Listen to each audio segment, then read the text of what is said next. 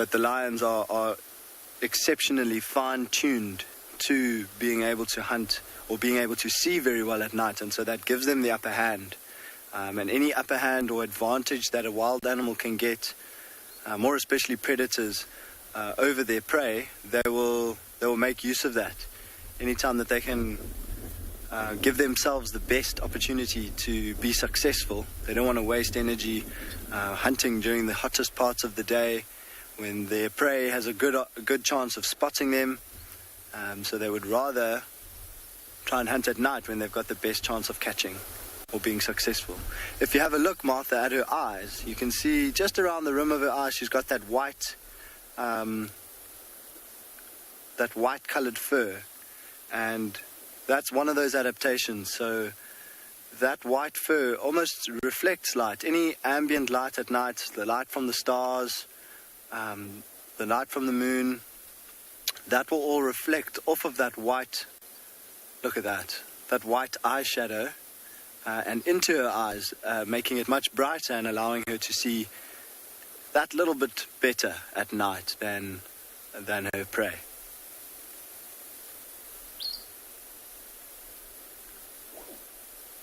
I love that little look over the shoulder. So it's quite interesting.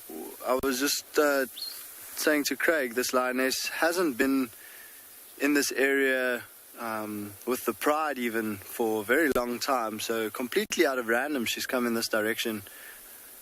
Maybe for a bit of peace from the pride. Maybe she wanted one of her own kills to herself and not have to share her hard work with the rest of the lions. But while we try to figure that investigation out, we are going to sit here and see what she gets up to. Perhaps she goes back to the carcass. But yeah, we're gonna stick around here for a little bit longer. Yeah, I mean, I would think that's a very kind lioness to come and share a meal with the other members. Now, hunting of lions, it always changes with the season, and especially here in the Masai Mara. Currently, it's all about wildebeest and wildebeest. Yesterday, we saw some hyenas that were eating wildebeest. Now, when the wildebeest are gone, they are left with not much choices, but like what you see on your screen. And these are the African Cape buffaloes.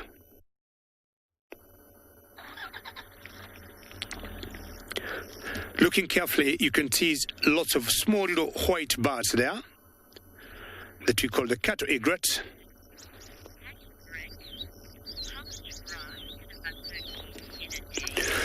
Patrick, buffaloes eat about, I would say, 30 kilograms, so about 60, 70 pounds of grass in a day. They're not very good eaters. If you look carefully, they're just mowing and grazing as they move on. Now, the cattle egrets that you see there, what they do as the buffaloes move, they disturb the grass, and you have so many insects jumping up and down, and that is what they catch. And just like in the villages we come from, when we go out grazing cows, or when we were young boys, would still see the same, all these cattle egrets tagging along with the cows to be able to feed. There's an antelope there.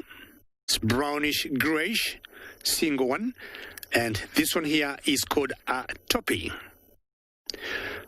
So all the three species of animals here have a commonality. They are all grazers. Perfect light.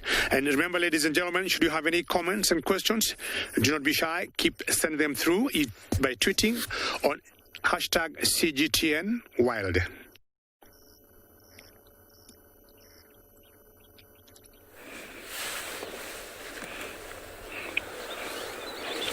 Welcome back to the river, and over here the hippos are still lazing. No more has arrived. As I said, we had lots of rain. It looks like it's going to be very, very green in the next coming days. It is much welcome. What do you see there, James? Do you see anything, or is it just Alorocosaurus? There is a bird a water bird. You see it off to the right there. I think it's a common sandpiper, quite a distance away. Oh, what is it? Can we have a good look? Maybe I'll have to have a look with my binoculars, if you allow me, quickly, and see what it is. No, it's a water thickney, and it's having a bath. Look at that. Yeah, you don't see that. Always a water thickney. This is a very interesting bird. It's got very thick knees, hence its name, water thickney. Yeah, is it gonna do another dive in the water? Maybe it's been careful. A small crocodile could attack it. That's a very big meal for small crocodiles. Mind you, we rarely see young crocodiles, although they are here. Maybe it's a part of where they grow up that we don't see. But remember, crocodiles are cannibalized on one another, so that's why maybe we don't see young ones. Also, they're really hunted by big birds of prey, monitor lizards, even birds like those marabou storks, yellow-billed storks. If they come across those little guys and herons, they will eat them. So we don't see very many young crocodiles for some reason. We just see when they're about 9 feet is when we really see them. These are inhabitants of the water, and looks like they're trickling down one by one. It's already 2 of them here, but mind you, by the time we stop the river feed later on in the day, they might be more than 10 or 15. They are very abundant in this water, and I'm sure the rains will be very welcome.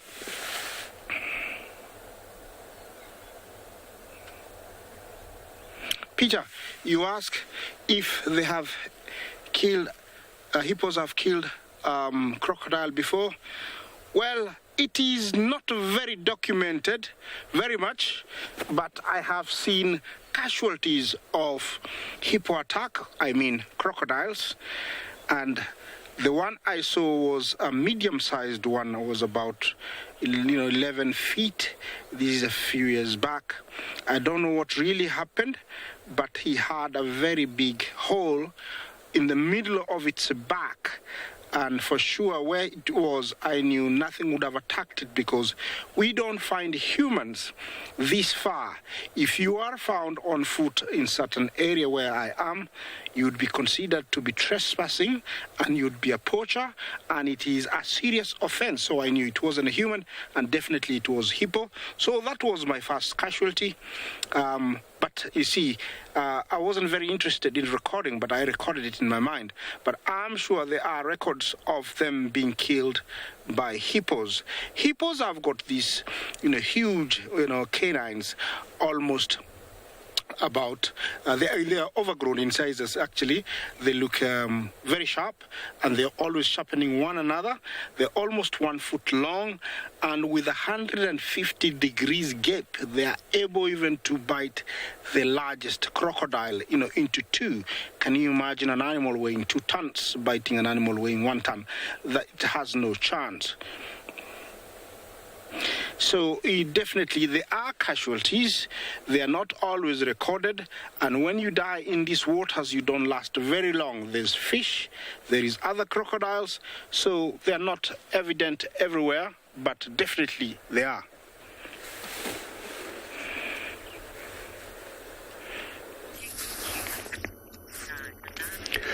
Very true, Isaac. That is the cycle of life in the Mara River. And apparently, I'm not very far from where Isaac is. And just look at the contrast of the content of, or rather, what is available for us to enjoy in a very close proximity from each other. Now, we got a mama cow here, or mama elephant, and her baby is enjoying some breakfast.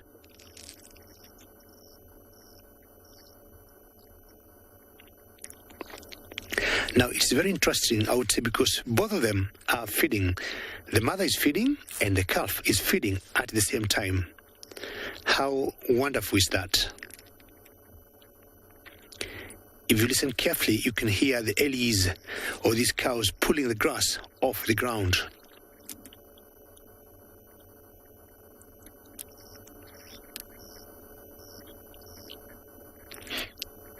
is the same family of elephants I had before that I call Mzuri. Mzuri is a local word meaning beautiful, meaning perfect, meaning good in our local national language, which is called Swahili here in Kenya. And there are quite a number of young calves in this particular herd.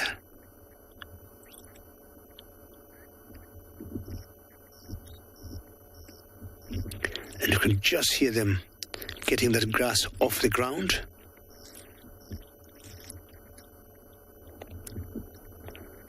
Look at their trunks, how they go around like how you hold a fork when you want to get spaghetti. Do you want to have some milk?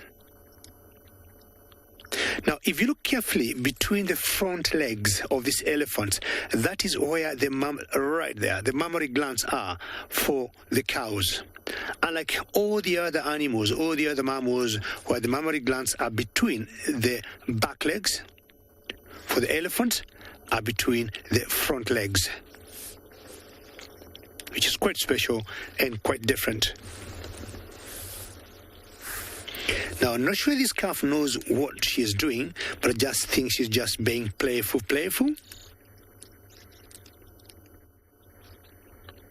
and haven't yet learned on what to do with the grass. But at this age, she is definitely not qualified to eat any hard substance, but just to feed on the mother's milk.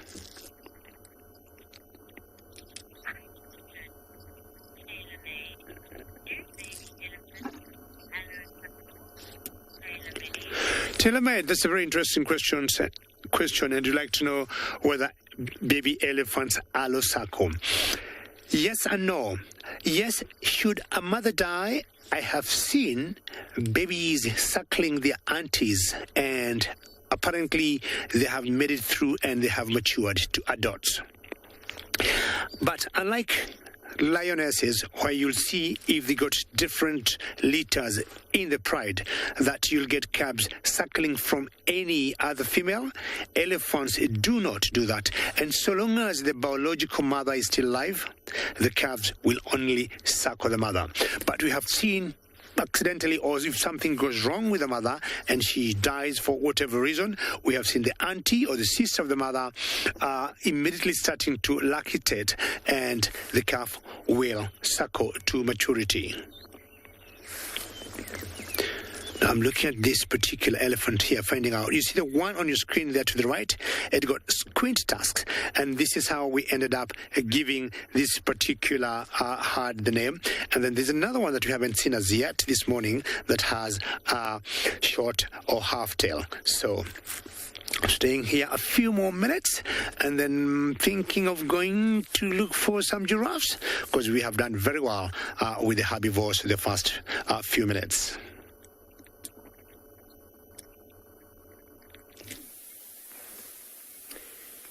So we have made our way back towards the watering hole where we ended off last night, and with kind of a bit of a surprise, we came across the whole lion pride in more or less exactly the same position. You can see it's a slow start this morning. Some heads up. You can see most of the rest are laying down. The small cubs are there at the back as well. And each of them are very strategically placed right inside a patch of sunlight. Now, this watering hole is situated a little bit higher up than some of the others and away from the riverbed, but it's still within a dip. And near the water's edge, it must have been very cold during the night. And we've come across these two. You can see, have a look at how closely that male's following the female. Almost walking right next to her.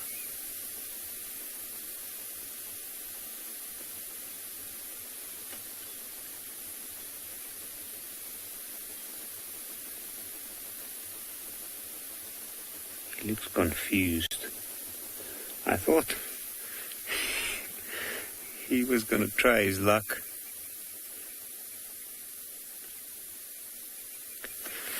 I'm not sure if I'm hearing the name correctly, but Rakkegang, the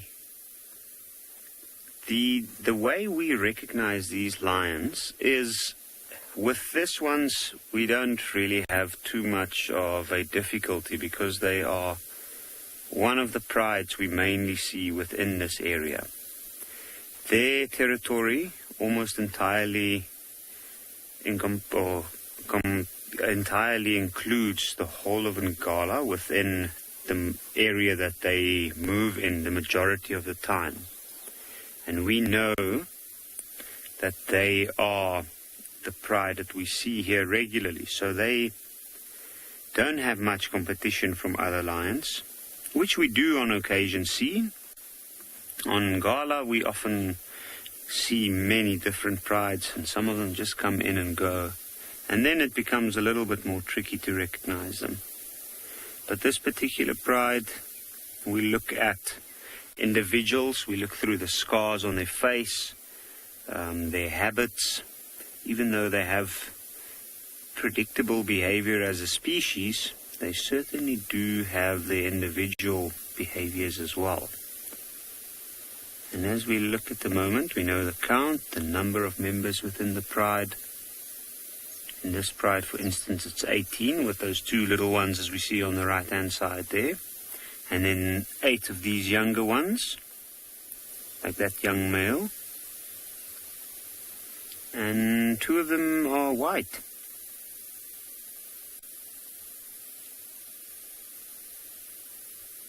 And at the moment, there's not too many white lions in the wild that is from existing genes.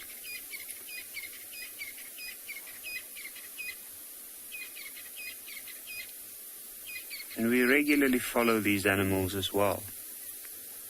For those of us that's fortunate enough to be working at Ngala, we have the chance to follow and witness these animals' lives unfold on a relatively regular basis. There's a big part of it that we still don't understand or see. Once they move off the reserve, we're not able to follow them. We don't see the behaviors they exhibit there. We kind of miss that part of their story as a whole. But we did see them grow up over the last almost 2 years. Like this guy here. He's approaching a 2-year mark, and not long from now. And you can see he looks quite proud in his posture. He's definitely just sitting basking in the sun. And he's got his head held up high. He's checking the area out, everything moving around here at the moment. Now there's some hippos in front of him in the water. And that's what's catching his attention, as well as the lots of different birds. They know that near the watering hole anything could come down at any point.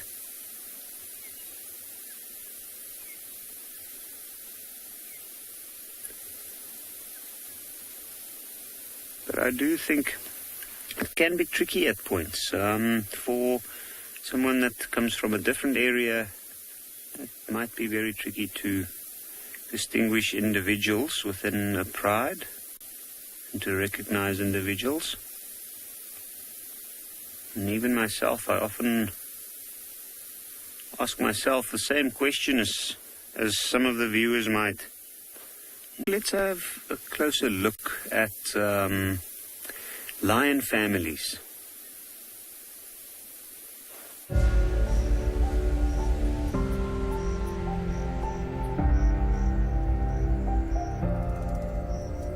Most cats are solitary creatures, with lions being the only exception. A pride consists of 4 or 5 lionesses and their cubs. The whole pride will protect and mentor these youngsters, often carrying them off and saving them from their own curiosity.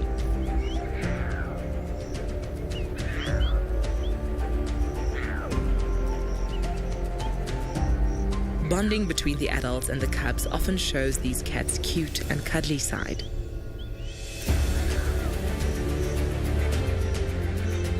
Contrary to what popular culture would have you believe, male lions are not part of the pride and live in coalitions. Young males leave their prides in their adolescence, brothers and cousins roaming the wild in search of a territory of their own.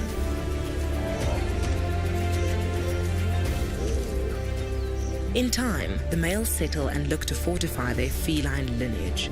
Although lazy when it comes to finding their own food, males have an endearing bond with their cubs.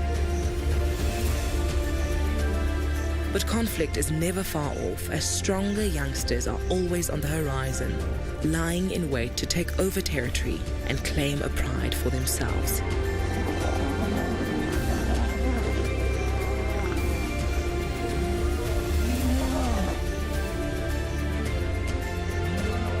It is an awful sight, but pushes the females of the pride into estrus, allowing the incoming males to state their claim and further their own bloodline. The dynamics displayed by these social cats are intriguing and ever-changing, a contradiction of cuteness and feline ferocity.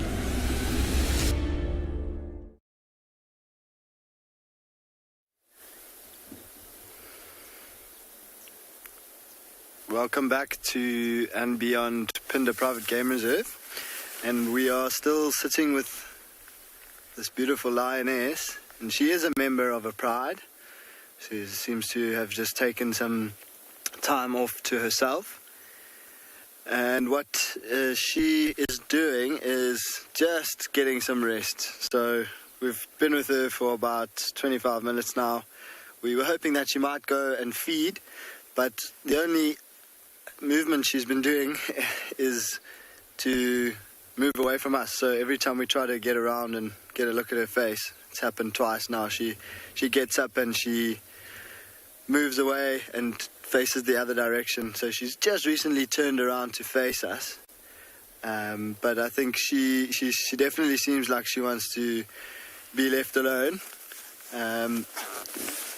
She's still on high alert. As you can see there, she's checking on every little sound, and she's not sleeping. So myself and Craig are going to be leaving this lioness and moving on, and I think what we will do is we will go towards those open grasslands, which I'm sure some of you are familiar with by now, and we're going to see if we can maybe find some cheetah.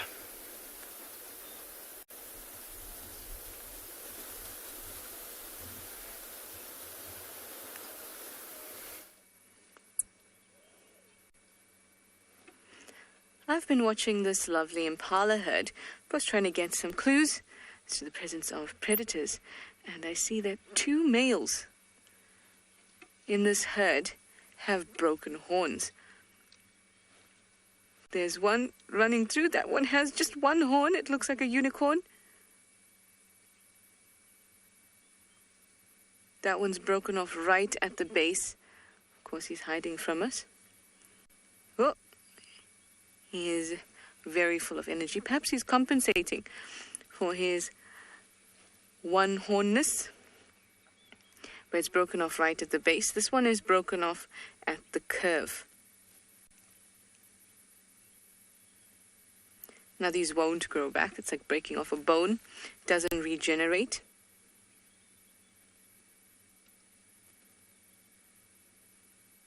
Although cells will close the wound up like you would if you had a broken bone or you broke your leg off, but it will not regenerate. I hope we get a really clear view of the one-horned male. Oh, he's coming around there. No. Patty, you'd like to know if impala have nerves in their horns. They do. They have blood vessels and nerves, so they'll be able to feel if it breaks off. And I can only imagine how painful that must be. Because it's not just breaking, it's breaking off. So if you've had a broken bone before, you know how that feels. But I can't say I've ever had a bone broken off and then open and exposed to the air.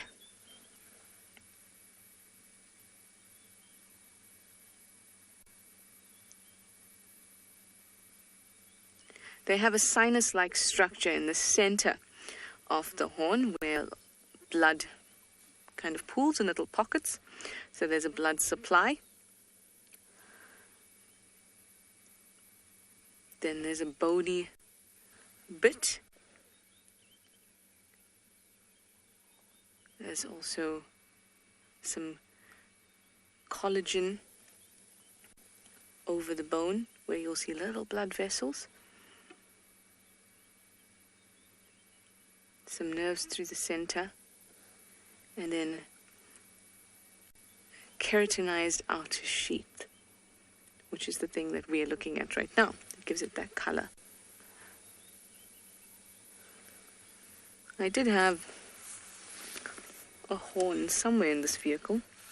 I promise it's not one of these ones that are missing a horn. I've had it for a while. I found it.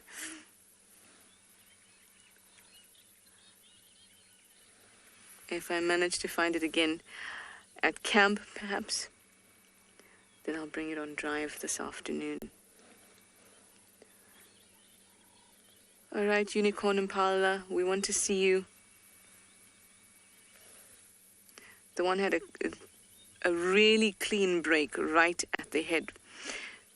But horns grow from little kind of nods on the head, little buds, where the growth process begins. And those buds are still on his head. But the horn is completely off. Now if he could just show himself. Let's go a little bit forward to try and get at least one view, or one good view of him.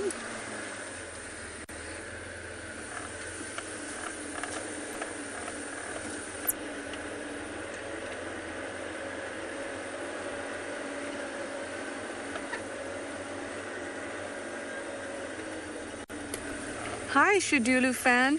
You'd like to know how long the broken horn would hurt for? I have no idea. No idea at all. If you think of us and a broken bone, where's the smell? There he is. Just got his head down there. If you think about us and a broken bone, we're looking at anything from 6 weeks to about 3 months before you can use it properly again. But I have no idea because they don't have access to the type of care that we do. So I have no idea how long it would hurt for. Can you see there? That bud is still there, but that horn is broken right off.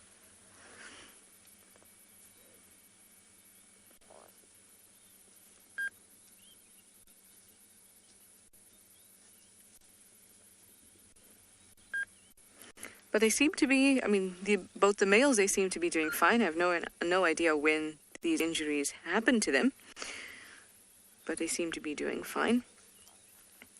Blood loss is not extreme from it, because even though they are blood vessels,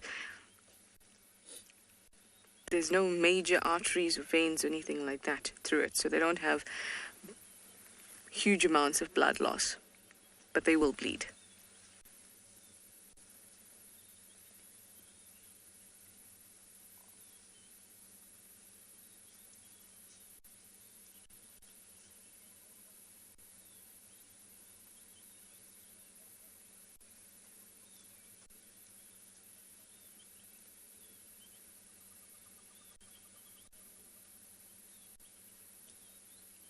Well, they seem to be very peacefully eating. No signs of a predator.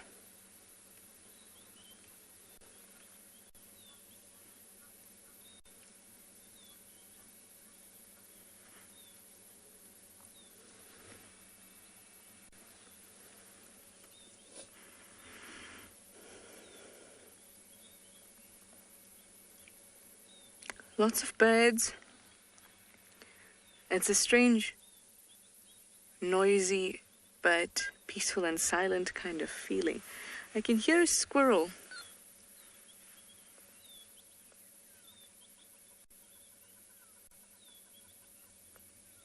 Just listening.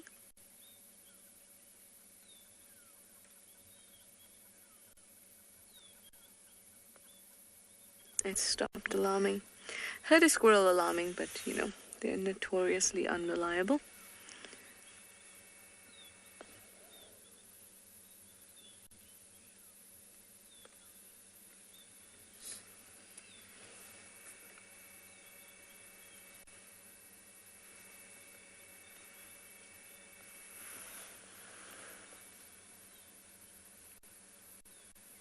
Yeah, these guys are very, very relaxed.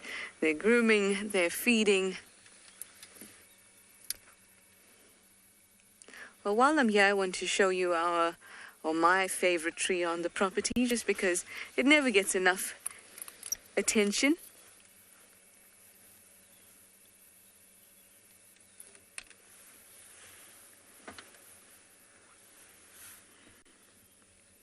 It is the Balanites mugami, or torchwood.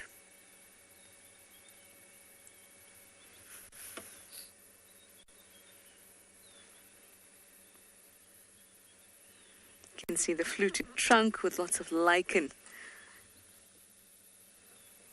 growing on it. And as it gets damper and damper, that lichen grows quite amazingly and all over. And you get this awesome fairy tale-like effect on the tree.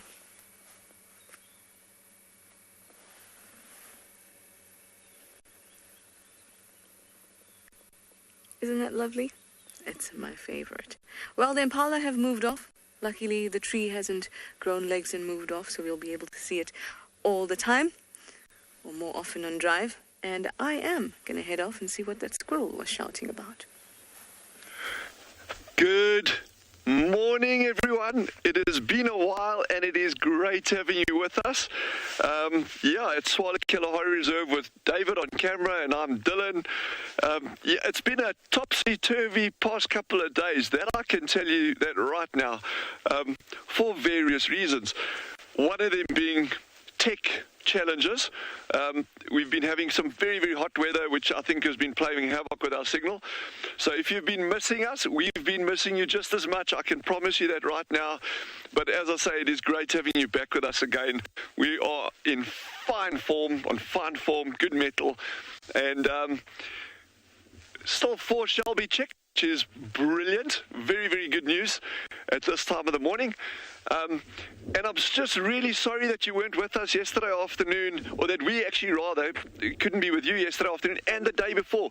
We had insanely cool sightings. It was lions, but lions with a twist. And then some green algae, funny that. But anyway, these sightings are like really, really amazing, and we will try see if we can squeeze one of those sightings in again in the near future. But David and the tech team has been working really, really hard on getting the problem resolved, so I don't think we're going to have too many issues going forward. But thanks for your patience, and it's just like I say, super, super, super having you with us. Don't be shy to ask questions. I've been loving some of the questions that have been coming through, especially pertaining to like the ecology of the area and that kind of stuff. And we'll just go out and have fun. And I see Trishala's like also taken to like standing up in the game drive vehicle. I love it. And for those of you concerned, it is safe. I promise you, no one's going to get hurt or injured. But let's just go out and have an awesome day in the Kalahari.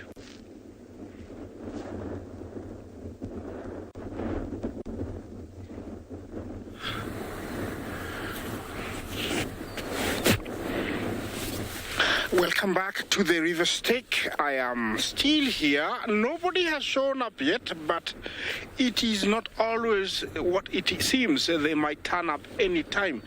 The Bush News says that in the last few days, animals that crossed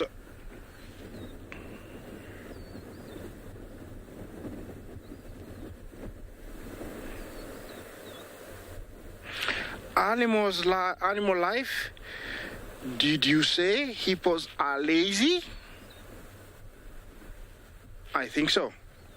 That's what you said. Why are hippos lazy?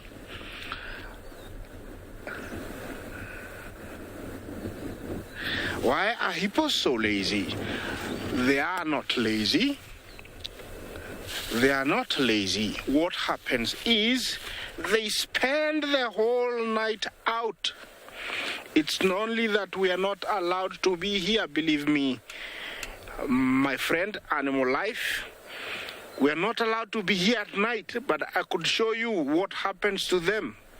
They go out, they mingle with other hippos, they chase hyenas and lions around, they graze, and then they come back to the water very, very early, around 6 o'clock, 6:30. Then they have to stay in the water the whole day. One good reason they look very lazy is they have very delicate skins. If they stay out of water for very long, they would have sunburn.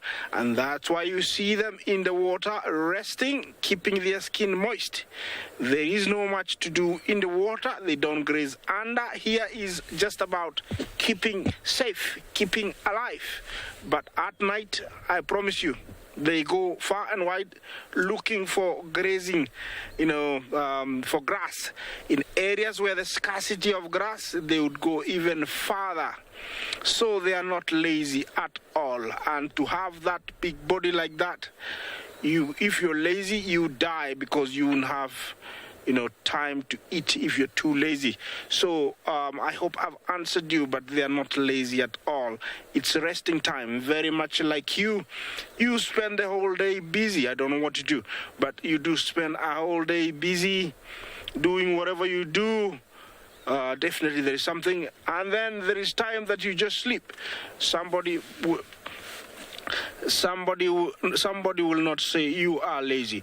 I was telling you that Bush News is that the wildebeest that we're crossing across the other side, we're headed down this way. I don't know when they're going to be here, but this is the reason I'm staying here all day, and after I leave, I'll have another vehicle come here and wait.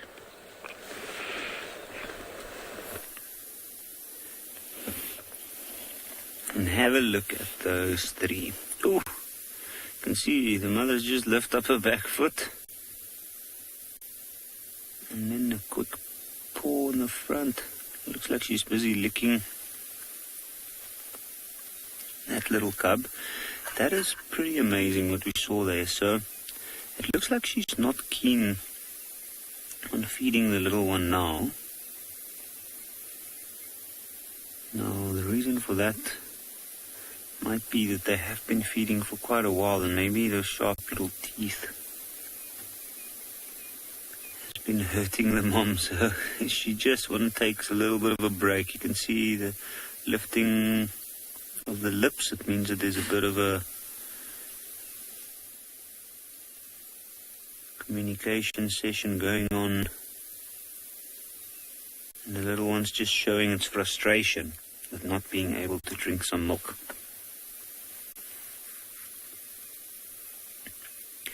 And we've seen they've just started lifting their heads, and they have been moving around a little bit, which is about the most action that's been going on here.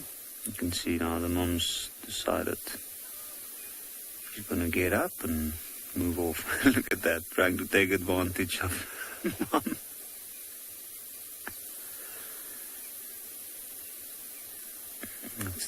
Looks like a young female. And maybe the mother's decided it's time for herself to go and have a drink.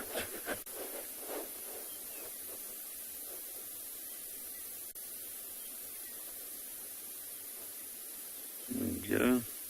Couldn't get some milk, but now water will do.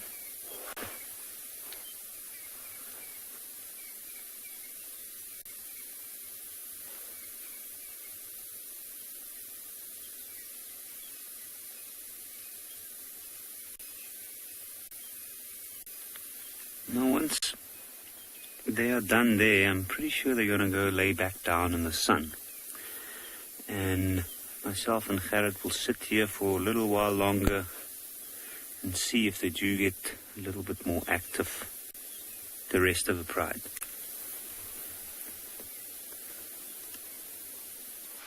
Guys, we got cheetah. We got a mother with 2 cubs. We got the mother is the one that David's got here now, and there's 2 big cubs moving out to the right. We'll swing to the cubs just now, so let's just focus on the mother. She's actually hunting it. I can't believe this. I was just saying to David and Moritz that there were cheetah tracks at the dam where the Shelbys were now, and then just driving along, Moritz says, oh, there's cheetah there. So this is unbelievable.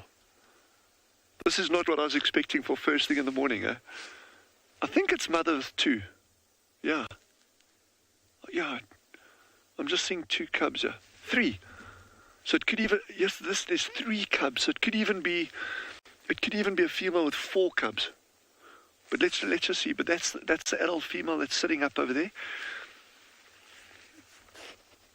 And what a classic cheetah posture.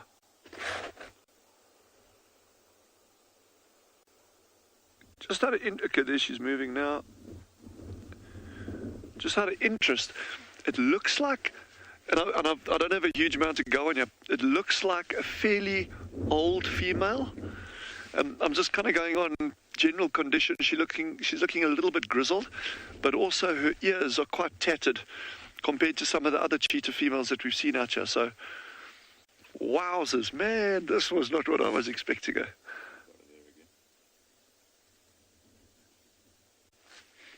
So I'm not even going to worry about these cubs are large. I mean, they're not tiny cubs. But I think let's just focus on where the mother's going. She's actually got a limp, eh?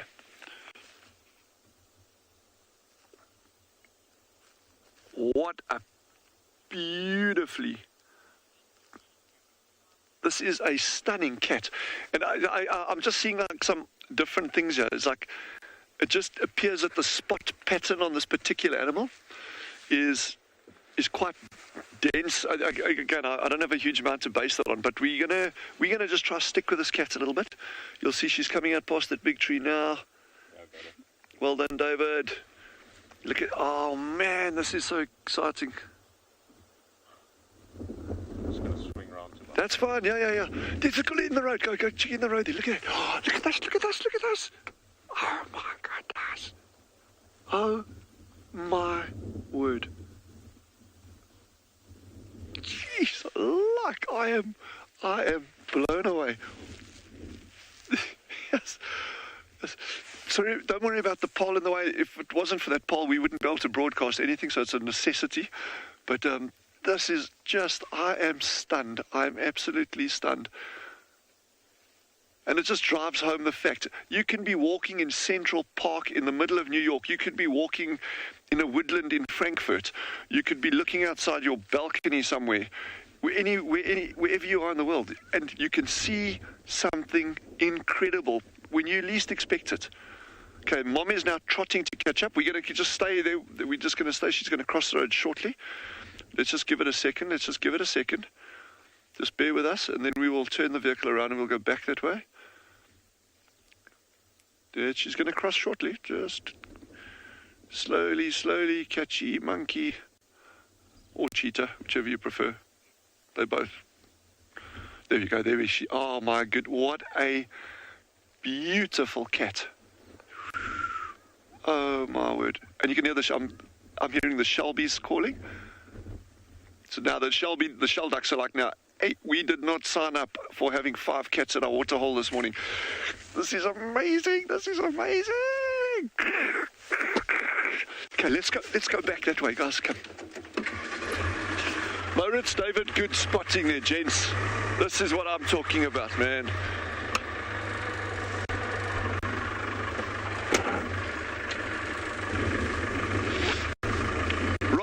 always asked, how long will they stick together like this? It can be about 18 months, and then they'll start moving off.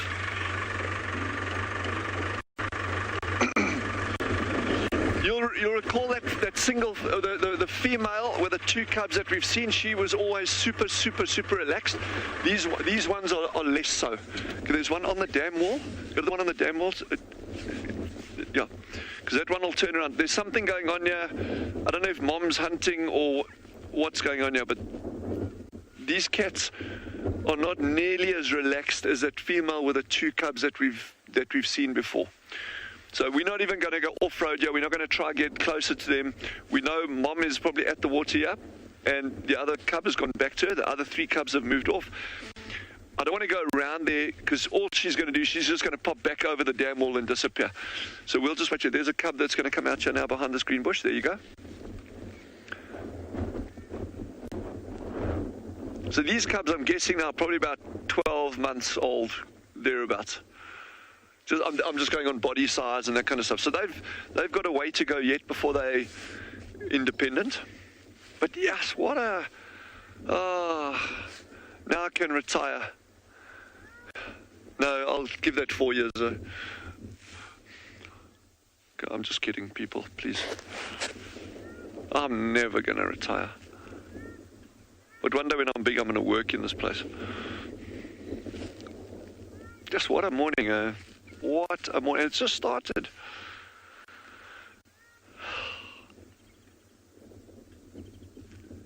And I was just saying about these incredible sightings that we had the past 2 afternoons when we just had technical challenges there. But yeah, then you come out on a morning like this. This morning has been sublime, to say the least. The temperature is gorgeous. We had full cloud cover this morning. It's pulling out now. So the temperature's been warm. It creates this inversion layer, traps the heat under the clouds.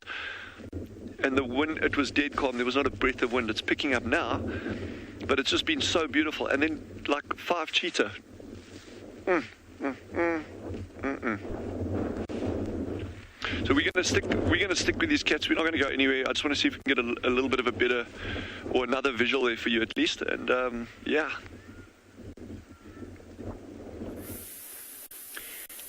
So while Dylan's sticking with 5 cheetah, we are having a look at these 2 young lionesses that's just gotten some extra energy. And these are the 2 sisters. They got the same mother from the same litter. You can see it's a very compassionate form of play hunting going on there. Looks like the one's got hold of the other one's cheek.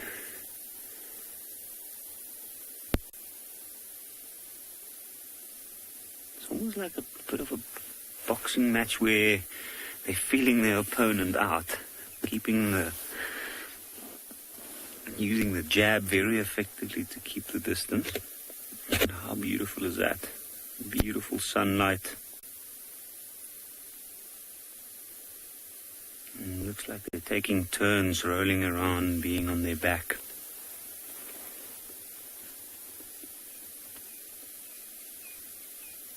Now, over the last day, they haven't really been using a lot of their energy. Dale, good question. Do cubs experience teething like humans do? Yes, they do. They usually do within the first couple of months after they're introduced to the pride. And then slowly but surely their milk teeth, so to speak, falls out or gets replaced by their new teeth. I'm thinking that we might start to see a little bit more action in this area. With the breeze, it's just picked up, and I think we're going to stay here a little while longer and see how things develop.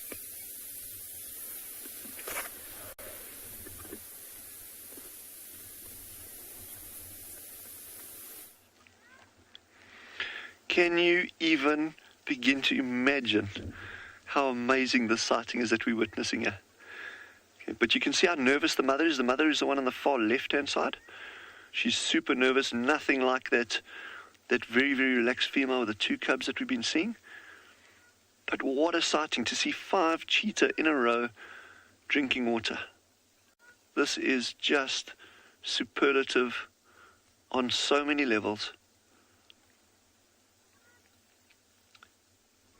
She's a very nervous cat. You can just see that behavior completely, eh? Very, very different to that, the female 2 cubs that we've been watching. Interesting, it's almost like she's worried about crocodiles. Eh? No, there are no crocodiles here, girly. Okay, that is not PC. Cub, go drink water, do something else. Wow, wow, wow. I cannot believe this. And then we had like the shell ducks floating past in the front. Oh, yes. So those cheetah won't be any threat to the shell ducks. But the shell ducks, you know, they're just seeing a large predator moving along. They'll obviously be putting up a bit of a scene. But I'm totally blown away this morning by what we're seeing here. So the one thing on Tswalu is this area is so vast. You know, we'll see cheetah repeatedly, animals that we don't even know. So I can't even begin to give you a figure. You know, if anyone asks, well, how many cheetah have you got here? I have no idea how many cheetah we got here. But it's a very good and increasing population. That's what we do know. So occasionally you just get these gems that are thrown your way. I mean, look at that. Yes. And all these little birds flitting in the foreground here, those ones that have just flown, those are sociable weavers, the ones that make those massive weaver nests. Oh, wow. This is just, what a start. What a start to the morning. There's something niggling me about that female still, eh? I just can't put my finger on it.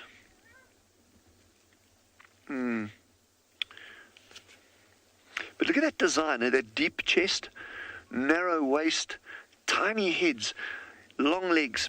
You know, that cat is built for speed.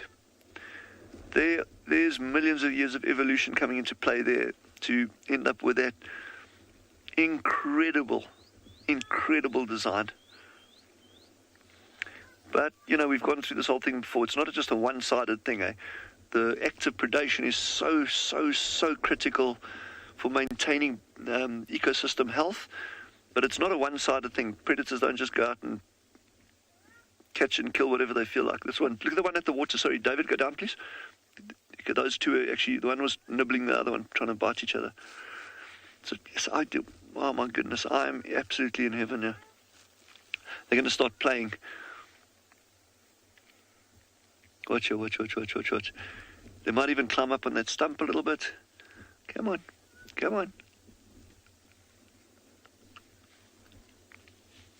But they are hungry. They're in immaculate condition, perfect condition, but they are hungry. Yes, this is amazing.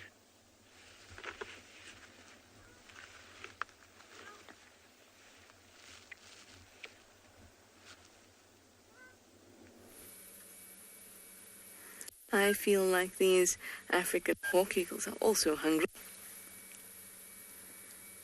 They're perched up on a nice big dead tree. Also, remember we spoke about how vultures will sit on dead trees because they have these large wingspan and they need to drop off the tree easily. A vulture, whiteback vulture's wingspan is about... This guy's wingspan is closer to about...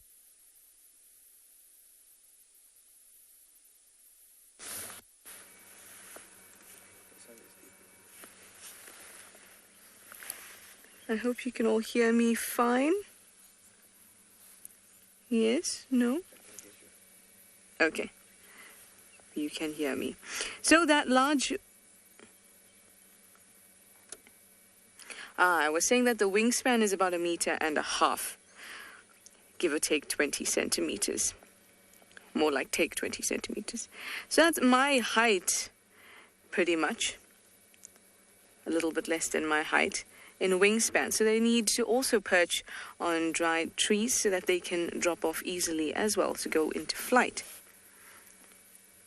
But I think that they are beautiful eagles, absolutely stunning. You'll see them in pairs most of the time, and they have really large feet and talons. I said they look hungry. It's because they're on the top there surveying the bottom, the ground. And they can see prey, especially when they're soaring high up in the air. They can see prey up to 1 kilometer away.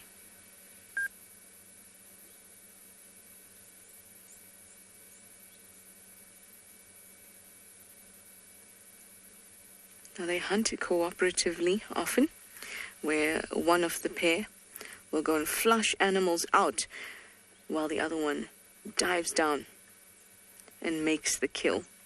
And they can take very large prey, or pretty large prey, like around 4 kgs.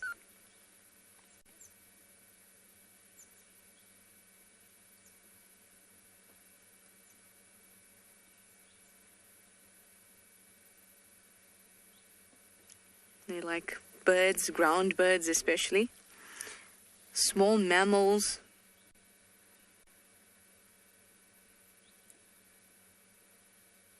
They'll even take young vervet monkeys, which I can only imagine what that looks like. Can't say I've ever seen it myself. Basically the young of any animal. If it's at the 4 kg mark or under, they can easily get their talons on it.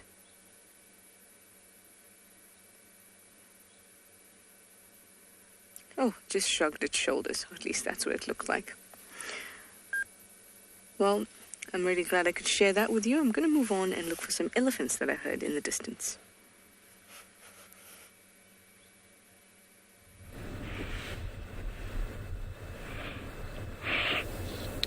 Welcome back to the river, and my 2 hippos are still in the same position.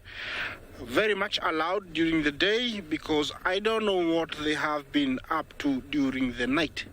Maybe they went into another hippo's territory and they got chased around, for very long, and now they are very lazy because they're trying to rejuvenate, trying to recover. I cannot blame them. I don't know what they were up to last night. Yeah, looks like a black-headed heron. Yeah, better vantage point, maybe. Yeah, this is one of our common herons we get here in the Masai Mara. We have very many others, and definitely there could be, some hippodang there that, he's been trying to find little creepies. Again, once more, we have Egyptian geese. He's all by himself, and he's been calling. I don't know if he's lost his mate. That could be very sad, but hear him.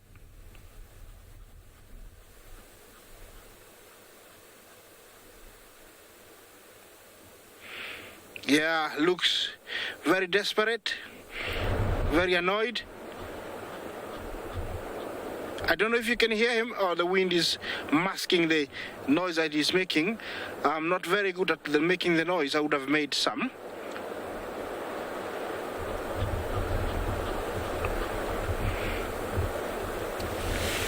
Yes, he is, I would say, maybe it's a she. She's very desperate. She's calling. That is not a very good sign, because all is not well. Animals, birds, they do show signs of, like desperation, a bit of mourning when something has happened. So I think, something has happened to the partner, and that's why he's very angry. And normally maybe they do meet up around this area, and that's why she's come here, hoping that the male would come. She's calling even more now. Hopefully the wind will subside, and you can hear the call. It goes like...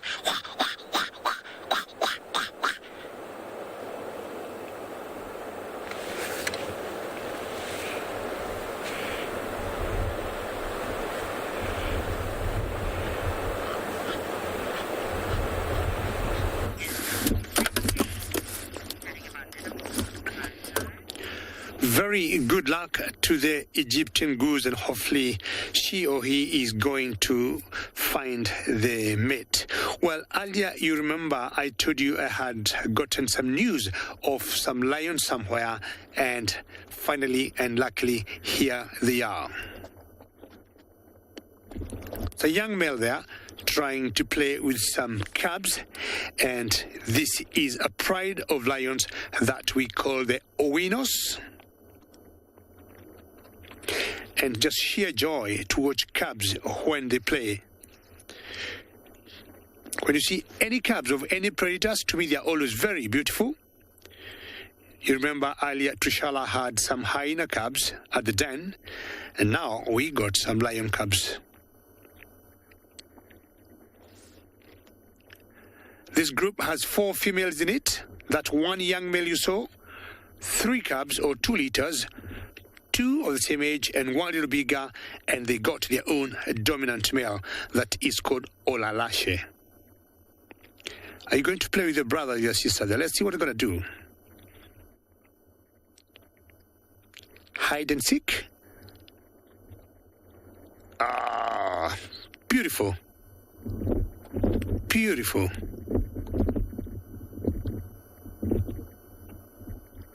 Excellent stuff there.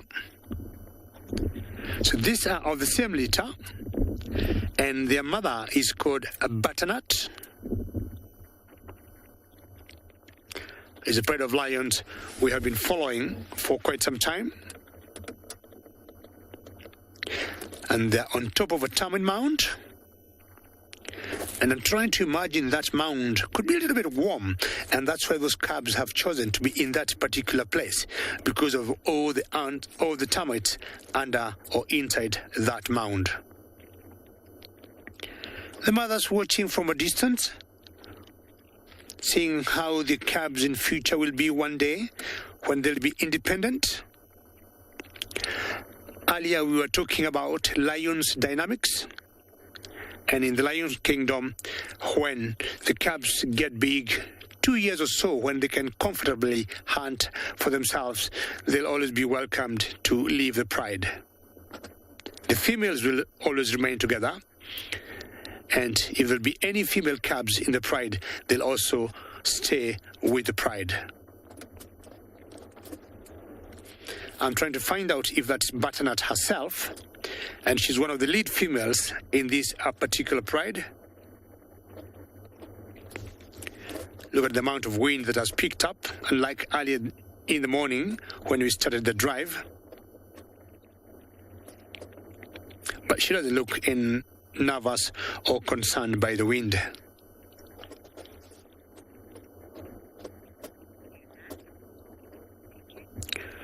Rise up and shine. Not sure she wants to go and give a lesson to the cubs or maybe change her position. We'll just wait here and see how things are going to unfold.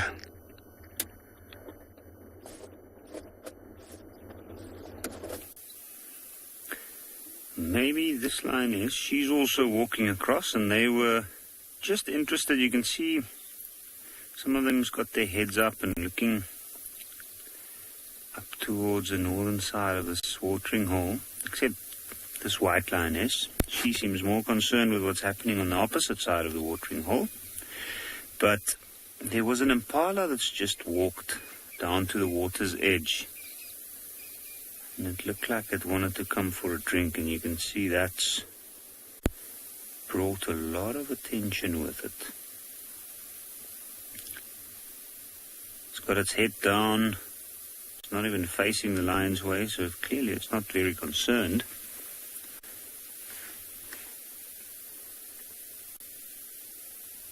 And these lions have been around this area for more than a day now, so I think the animals have kind of gotten used to that fact.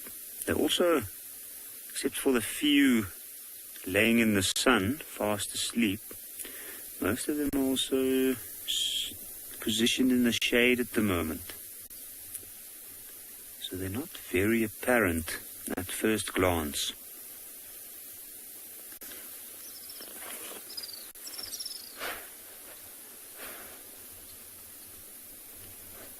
Now,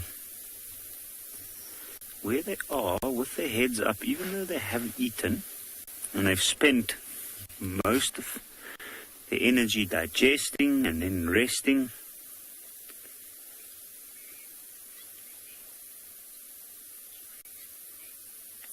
China state, how long is the gestation period of a lion or lioness? A lion doesn't have a gestation period. Is 3.5 months, around about. And then usually after that, the cubs are born, and then they are kept almost up to 2 months away from the rest of the pride, hidden very well in a dense area, where before the lioness will introduce them to the rest of the pride.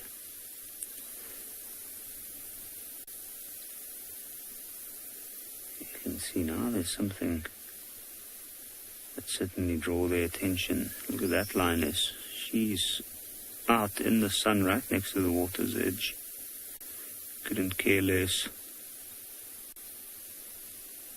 She's been having a few good meals over the last few days, and what better place to relax and recover from the eating frenzy than the water's edge.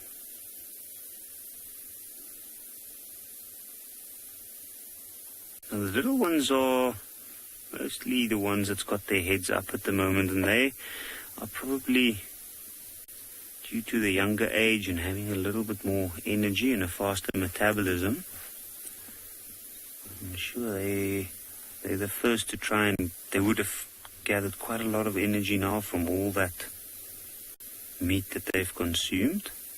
Now, here and there's been some movement this morning to try and get rid of some of that excess energy.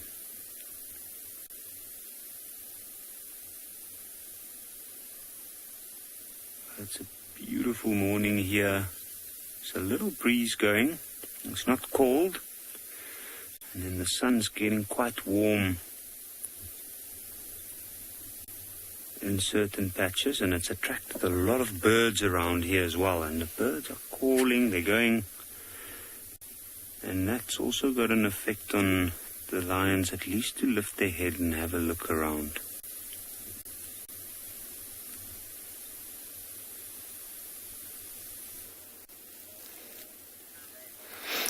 Good morning and welcome back to Djuma Private Game Reserve in the Sabi Sands, everybody, where we've got some impala. And we've been missioning around this morning, tracking a leopard or two, and unsuccessfully so. My name is Steve, joined by Theo on camera, and we are excited to have you on our vehicle filing this morning. I hope you've been having an absolute winner of a morning. Cheetahs and lions coming from all over the place. And we found a food source that both those animals, including the leopardess and her young cub that we were tracking, all three enjoy, in fact. Here is a small group, bachelor group, of impala. And it is indeed warm.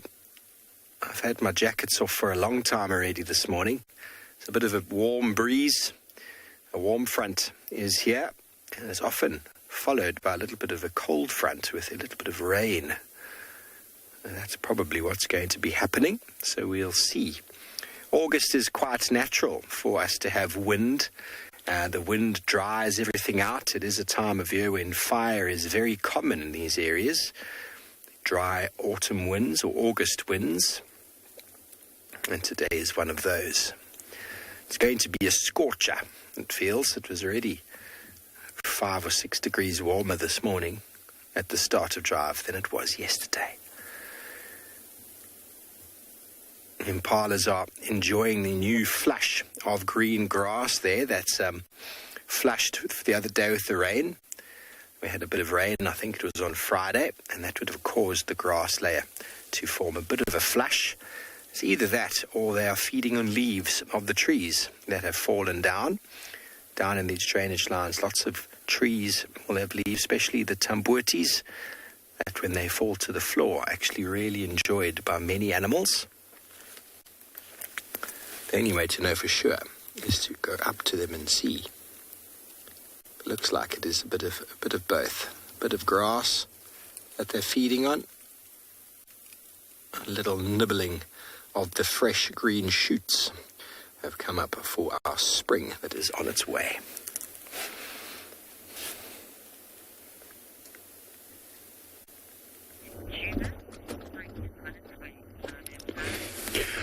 Well, last night here in the Masai Mara, we had a huge storm. It rained for about 1 hour and a half non-stop, but the first half an hour was very heavy. Now, back to our lions, and you can see the big guy striding in the savannah toward the pride. Time to mark territory or to have a poo break. It was very quick. Very majestic male there. I'm trying to imagine he's saying, I'm looking at my world. I am the king here. I'm in charge. And nobody who can mess around with me. Maybe not.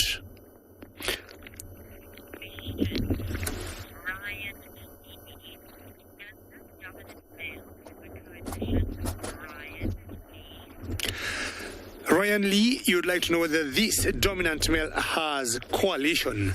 No. Apparently, the coalition that was in charge of this territory we are in right now was called the Triangle Boys, and there were 3 males. He came in with 2 other males, from what I gathered, and they overthrew that coalition. They came from the other side of the Mara, that you call the Greater Mara, because we're in the Mara Triangle. And when his mates went back, he stayed. And you can tell from his body language, he just have to be sure. You know, the coalition they overthrew does not come back. So currently, he is alone and he has no coalition. But I want to believe he's doing a very good job. And his name is Ololashe. He is very new in this area and not sure what happened to the Triangle Boys. Now, ladies and gentlemen, I want to give you a small little quiz this morning. It's our morning. Maybe it could be a different time where you are. And I want to ask you a question about the Lion's Kingdom. Now, we've been talking about lions, the better part of the day. My question will be, 1, do lions or do the males roar? That's 1. 2, is it the females that roar? 3, is it all the above? So, one more time. Is it the males that roar? Or is it the females that roar? Or is it all the above? Please tweet and send us your answers using hashtag CGTNWorld or hashtag WorldEarth.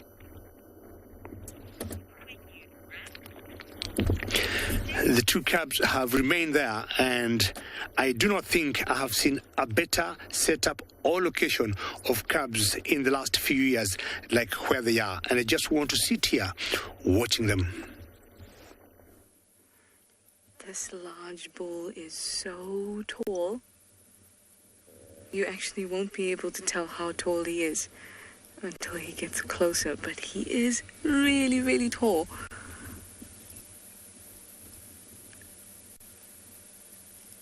A large bull at the shoulder is about 3 meters. I say he's full height, looks around 4 meters, maybe even a little bit more.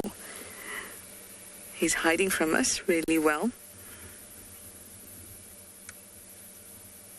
I think large bulls are my favorites in the category of relaxed elephant sighting, because in the broad category of just elephants, it has to be baby elephants that I love. But bulls are so calm and relaxed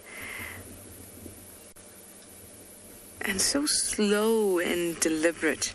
It's almost like they carry their wisdom on their backs as they move. And because there's so much wisdom, it weighs them down, so they move slowly and deliberately. You see this in old cows too, but remember, a bull doesn't have calves to protect, so they're not very excitable. You'll get a must bull that goes a little bit crazy every now and then,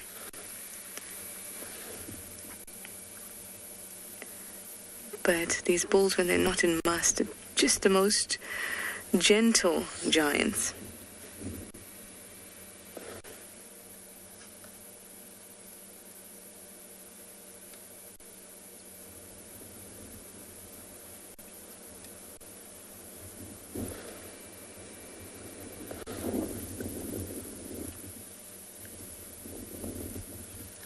Oh, he's shaking a tree.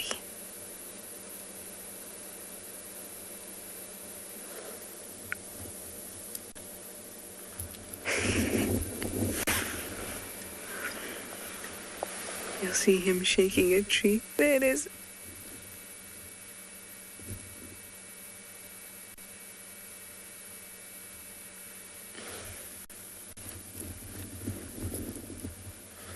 He's moving further and further into this dense block.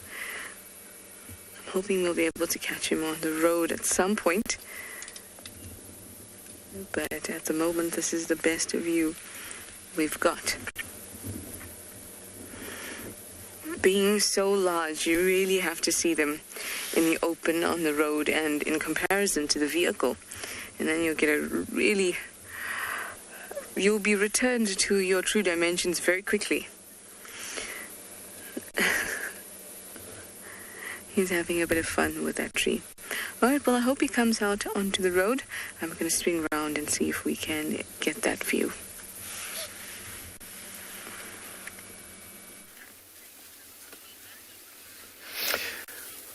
There we go, elephants damaging trees. It's what they do. And we've still with this herd of impala, which has turned into a massive herd. I thought initially it was just a group of boys, and now we've got a huge herd of impala. There must be more than 50, 60 animals here. It's one of their strategies of survival is to be in large groups. More ears, more eyes. And you can imagine, although I discussed yesterday, although elephant damage is very obvious, have a look at these fellows, these ladies walking through, pruning all the trees. Now, imagine any baby trees trying to grow. And a herd of this many impala walk past. Nearly impossible to survive. They're all jumping a little bit. The wind, as was discussed before, when it's windy, these animals rely so heavily on their ears for survival and for detecting predators. Oh, look at this one's leg here. Look at this one's back leg, Theo. Look at that back leg. Oh my gosh. I've never in my life seen it completely broken and tendon is standing out. Oh, sorry about that, but that is quite gruesome. Yet it's walking all right.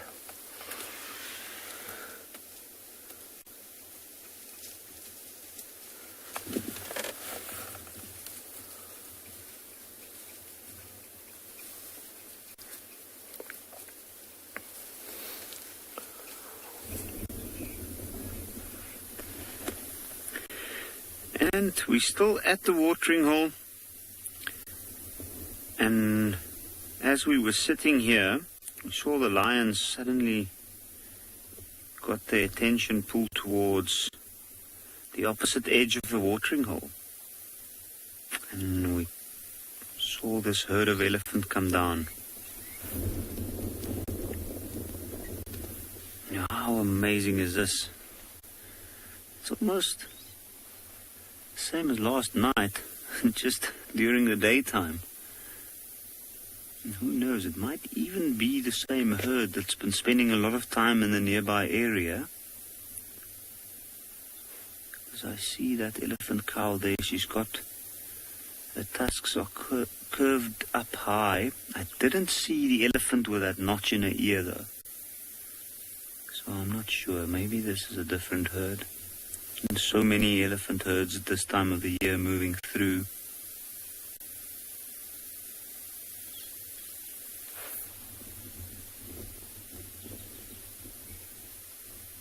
Now they're a little bit unsettled, you can see, and maybe that's why they keep moving along the water's edge instead of stopping in one spot to have a drink. I think some family groups that might be doing that, but where they were further down, the wind is blowing directly towards them from where the lions are. And I think that might have had an effect Maybe that's why they seem a little bit on edge and not as relaxed and staying at one spot to drink.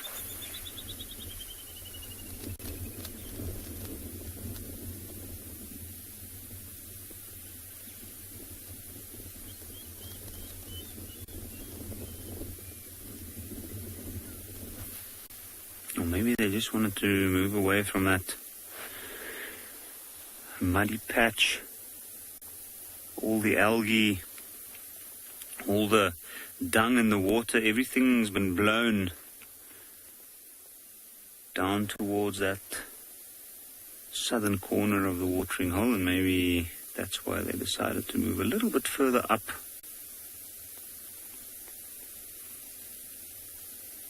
And drink from the water that's been cleaned by the wind, at least of the debris and whatever else might be drifting at the top or at the surface.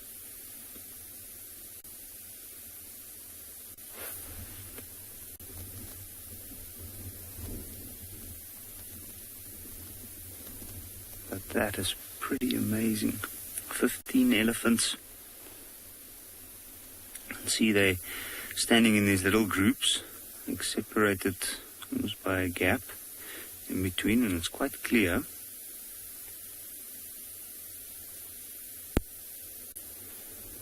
I'm sure within this group, most of these elephants will be related, especially the larger cows will definitely be related, but smaller groups that we're seeing might just be the different little family groups. There's a young one going in to drink. See, it's trying to get hold of the mom's mammary gland with a trunk and putting its mouth around it, but mother's not too accommodating.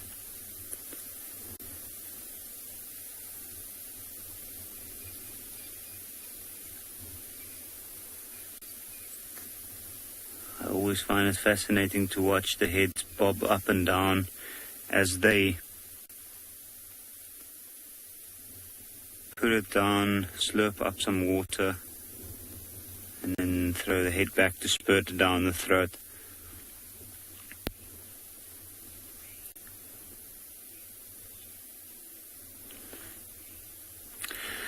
I walk in the rain. Little elephants cheer me up as well. Especially when they're very playful.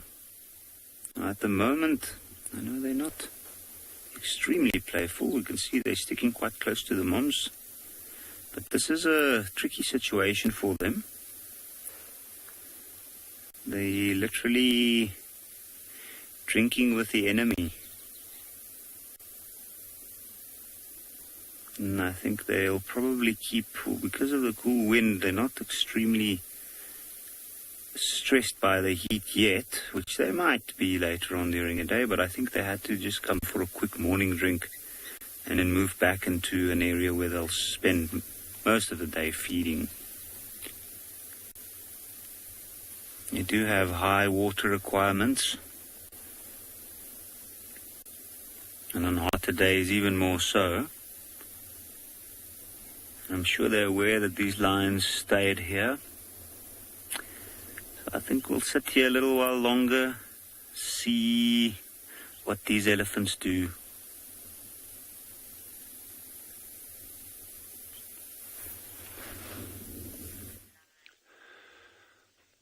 I'm just so excited about what we've seen this morning. It's just like one of those absolute gems that gets handed to you on a platter without doing much PT.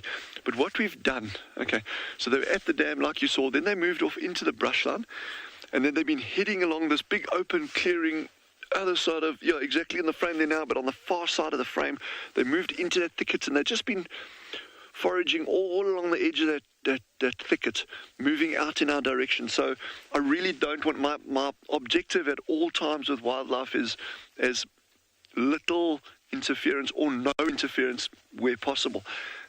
So we know this female's hunting. You must just think of that, the feeding requirements that she's got for herself and 4 large cubs. Those cubs aren't actively hunting by themselves. Yes, if they pop up a steenbok or a hare or something, they'll go for it, but they are far from being independent. So she's still doing probably 80% of the work here. So they're just moving up along the edge of the drainage line. We don't have a sighting at the moment. There's some game around. I'm not worried about the gemsbok, and there's a wildebeest that's cruising around here somewhere over here. They're not going to prey to these cheetah, but there's springbok here as well. So I'm just hoping if we sit quietly and patiently enough that something may happen. It's a long shot, but it's certainly worth giving it a bash. Hey, what a morning, man. And it's good having you all with. I've really missed you all. Yeah.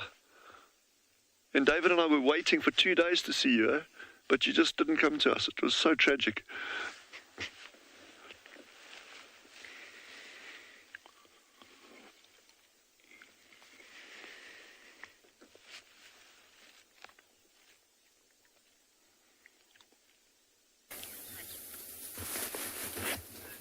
Thanks, Dylan, and welcome back to our impala herd, everybody. We've been watching very closely that little young yearling impala that's moved off. And Theo actually said he saw that impala a little while ago and it was fresh. And that wound seems to have sort of rotted over and the tendon sticking out. The animal was still walking without any serious impediment, it seemed, which I think is quite incredible. How that happened, I couldn't tell you. It's almost like a bite was taken out of it. I really don't know. Crazy. But when it comes to hunting, when it comes to cheetah, leopard, lion, hyena, they'll often try and select the weak individual. And that individual with its injury could affect its ability to run, could affect its ability to jump. And those are things that leopards and a cheetah specifically look for when they're trying to find an individual in the herd that will be easy to catch. But it is also tricky when the herd hangs out in such big numbers like this. To try and find an individual in amongst the masses is very hard. Very hard to sort of select one out of there, especially when they move together in unison. But they will always try and select the weakest, the easiest. And an individual like that, you would expect, the one with the injury to the leg, you'd expect him to be limping. We didn't see a limp. But whether he's able to take off and jump and run and jump like these impala would do if they did detect a predator is debatable, which would, if he's not able to, would stand him out from the crowd. And then he would be the prime choice.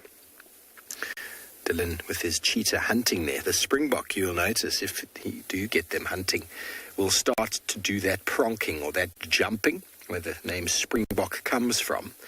And it might not look like the most athletic or fastest sort of run in the world, but what it indicates to the predator is that all four legs are powerful, all four legs are strong, and that animal's in good condition. And 99% of the time, a predator like a cheetah sees a springbok pronking and they will abandon the hunt. Just like with impala, they do a rocking horse gait.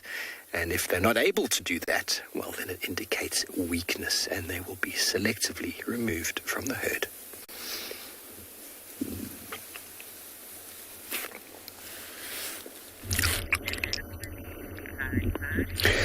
Oh yes, spronking helps the prey in general to, clearly tell or show there would be predators. We are good to go. We are strong, and chances are you're not going to catch us. A predator like that lioness that just passed there, which I think might have spotted something, and I've been looking what she is looking at, because she got her attention at something at a very long distance, and I'm seeing nothing. Now, the sister or one other member of this particular pride, or this one cub here, is also looking from a distance. And I would say that adult or that lioness that just passed us there must have seen something. Now, strange enough, the direction she has gone, we have one cub facing that way, and we've got another one cub here, and facing the opposite direction.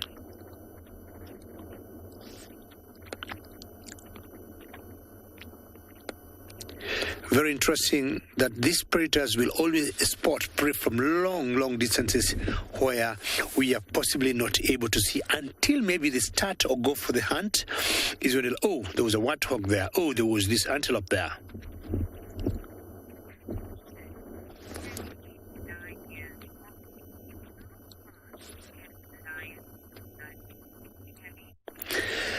Tammy, lions are pretty fast animals and they can comfortably do 40, 50 kilometers an hour.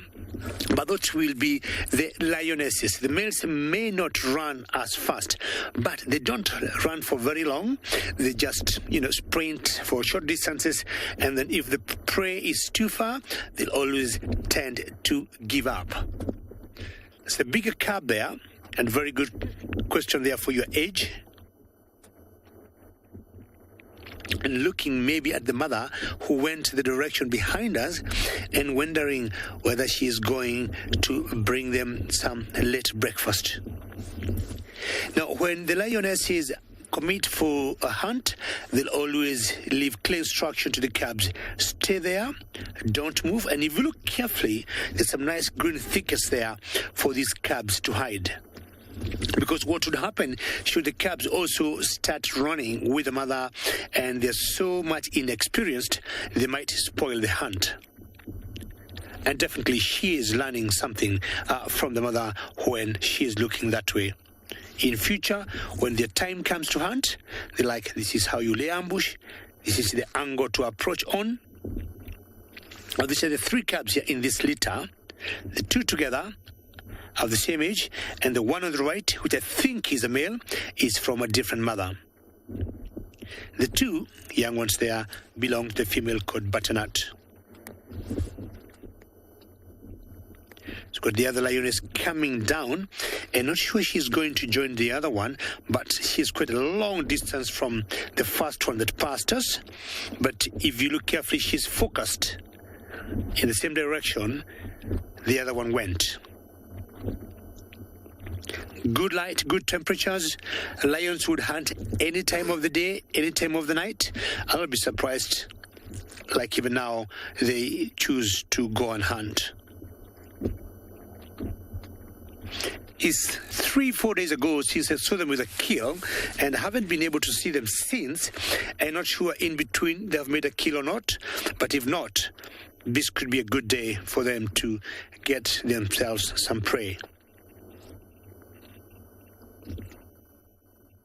Just scanning and looking, and definitely they'll always communicate using their body language, be it ears, tails, as they make their strategy to go and hunt. You see how she just behaved? That was an intense look, and maybe something could be happening. Look at that. So I'll just wait here and see what transpires.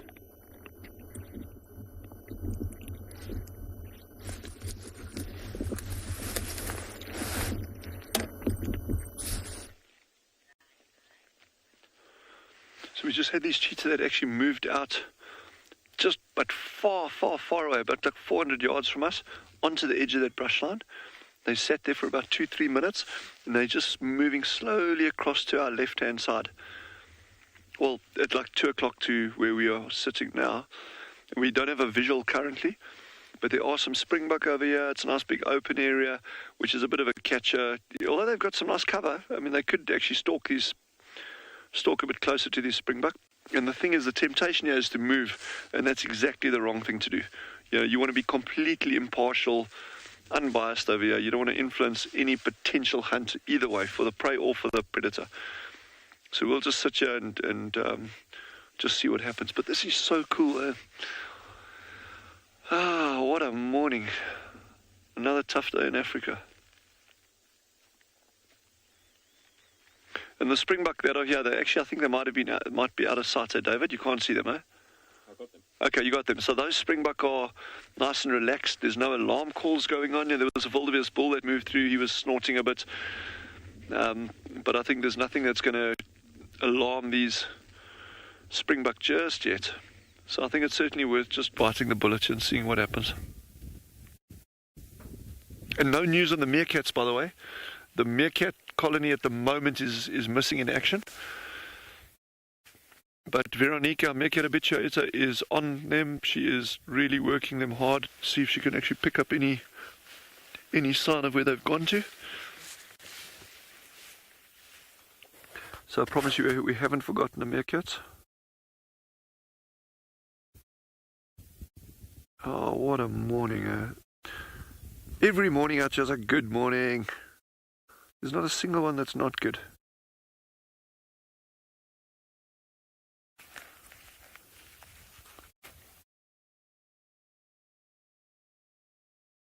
Wowzers.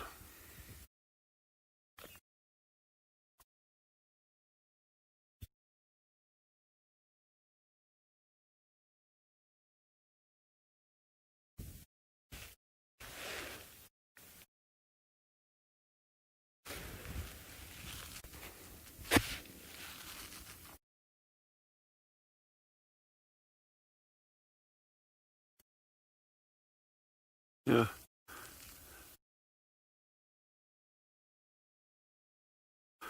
Okay, let's have a closer look at how cheetah, leopards and lions interact when they do interact.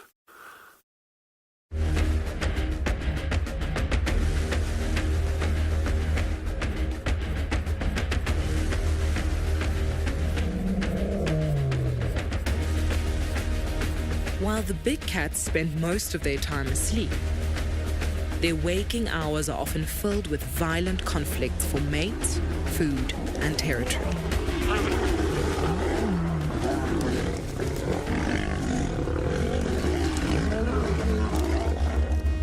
There's no room for chivalry amongst leopards. This grizzled old male thinks nothing of stealing food from a hard-working young leopardess.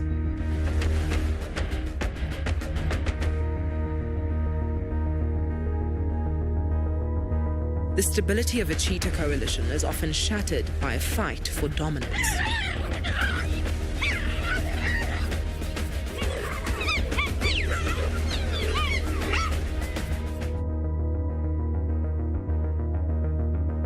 A lion's size will always deter its hyena cousins. Confronting the clan can shift the balance.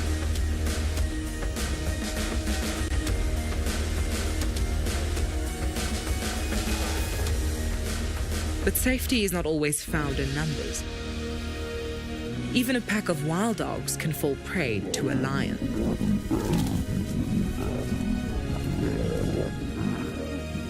Conflict in the wild rarely ends in a peaceful compromise.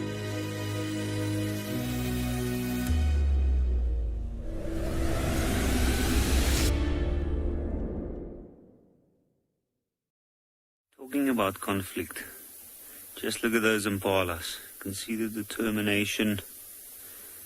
And they seem uneasy. And the reason for that is because these lions are basically finding themselves in a position when they are completely surrounded by prey animals. Some zebra, wildebeest, lots of impala that's come down. You can see some of them are crouching down. You can hear some alarm calls going. Now, that line is there on the far end. It was a wildebeest that came drinking on the northern end, and as she suddenly showed interest and moved towards that clearing's edge, animals started coming in from all directions. It's that time of the morning, and there's a lot of animals coming down to drink. Now, the animals behind them can't smell them at this point, but there's a chance that they might be able to see them. At least the impalas can. And it's literally a situation where these lions are actually trying to hide in plain sight. So myself and Gerrit's going to sit here and watch how this situation develops.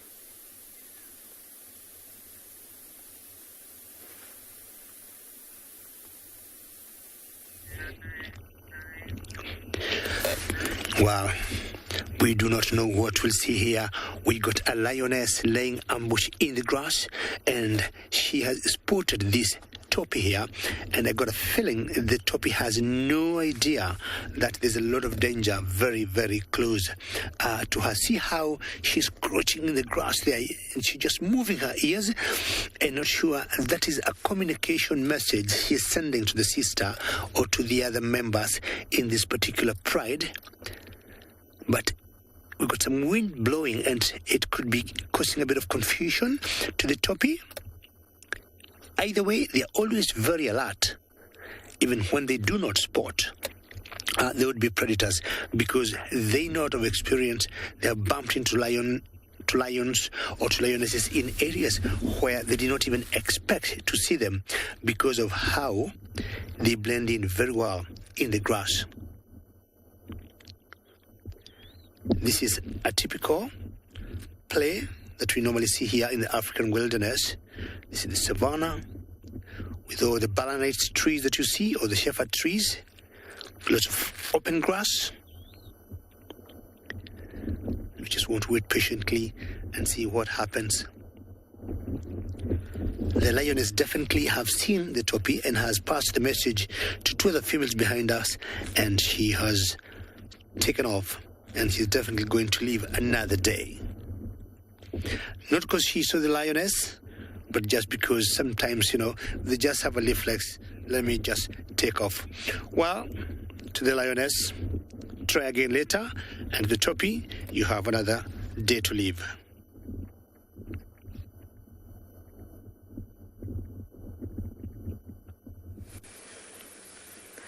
Well, my pied kingfisher also bolted. And instead we have some lapwings. Also black and white.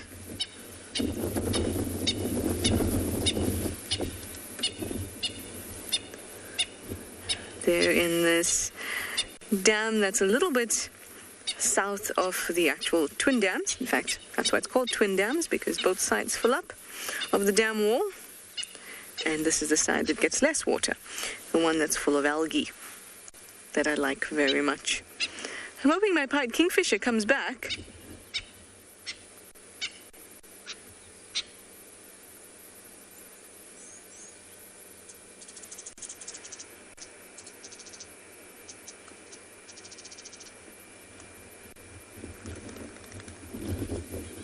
There's normally so many birds down here, so I like to sit and wait just to see. Oh, let's go to the lions.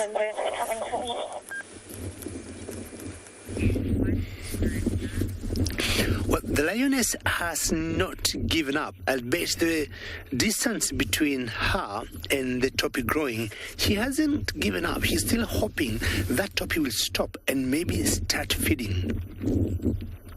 Now, if you look carefully, it's quite far from where we are, and we do not want to get close and maybe influence the hunt. We're staying from quite a distance so that if anything happens, you may go a little closer.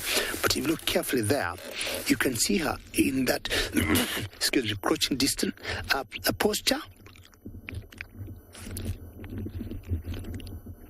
She goes down. And of course, the whole idea here is to blend in so that if the topi turns around and looks behind, he does not see anything. I'm just guessing for now it's a male because he is alone. And look at where he is. If he would have known there was some danger behind, I'll tell you, he would have taken off like a long time ago and sprinted very, very fast. But they know through the years they have lived, especially this one, that dangers could come from any angle at any point. So they walk, they move, and they look, stop, eat, or have a drink. But I'm very convinced he has no idea there's a lioness behind. But this lioness is so determined to get some breakfast for her cubs. So until maybe he'll get to a comfortable position where he'll be able to stop and eat, he's not going to stop moving. Let's have a look at our lioness and see where she is.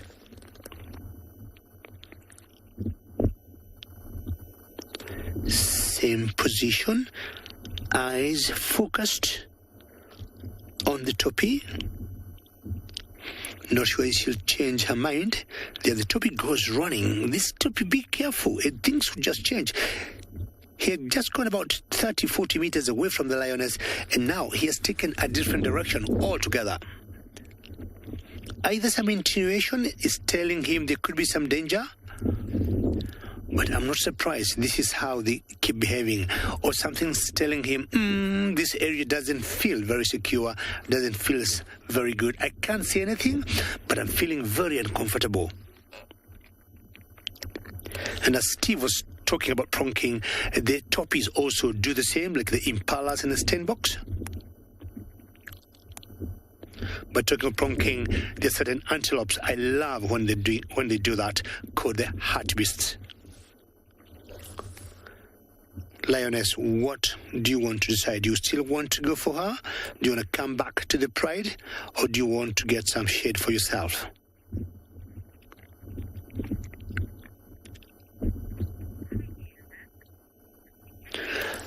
Lionesses could hunt any time of the day. We're going to be very patient here and see what she decides.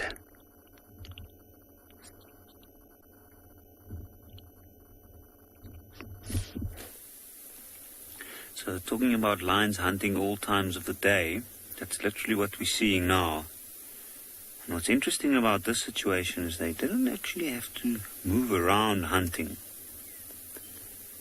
I think this is one of those times where the little ones over there don't have to care really. But all of these lions are in a position at the moment where they're still surrounded by the wildebeest, the zebra and the impala. And this is literally a waiting game. Now anything can happen here. The most likely thing would probably be that those antelopes will pick up on the lions, which some of them have already seen. And it's a bit of a catch-22 because they're not sure how many lions there are. They can't see all of them. And they also need to come down to come and have a drink of water. This is the most likely source of water for any animal within a couple of kilometers. You can see have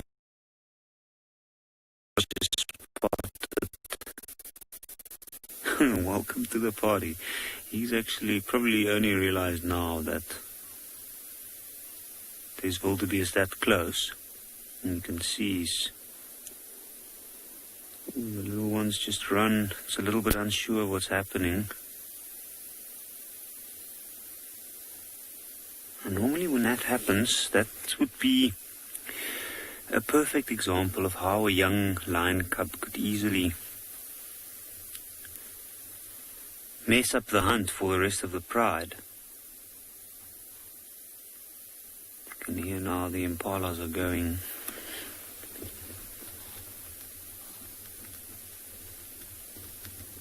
Even the wildebeest have spotted them now as well.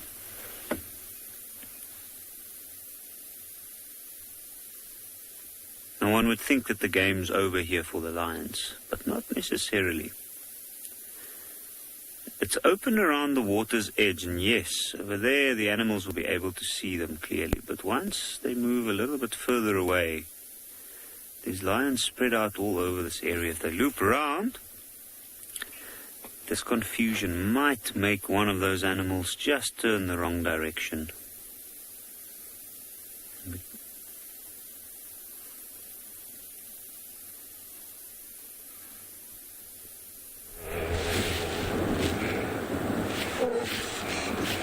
Welcome back to the Mara. Welcome back to the Mara.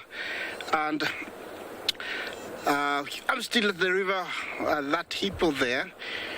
Just to explain what he just did, he went out, defecated or went to a toilet break and did very much the same I've been telling you about. What they do is males do their bathroom in the same place every day, and by doing that they will spread their droppings, mixing it with their urine, put it in one spot. Always they might have more than 5 spots within their territory. which they visit every evening and do that. And by doing that, they send a message to all the intruders, all the neighbors, telling them that this is my territory, this is my area, please don't come nearby. And I believe that the urine mixed with the droppings sends a very strong message of who they are, how strong they are, and how ready they are to defend their small territory. Remember, these are very aggressive animals, and during mating, males, come face to face, fighting each other using their long canines, almost a foot long. The strength in their mouth sometimes forces them, to push each other, and they stand up almost straight.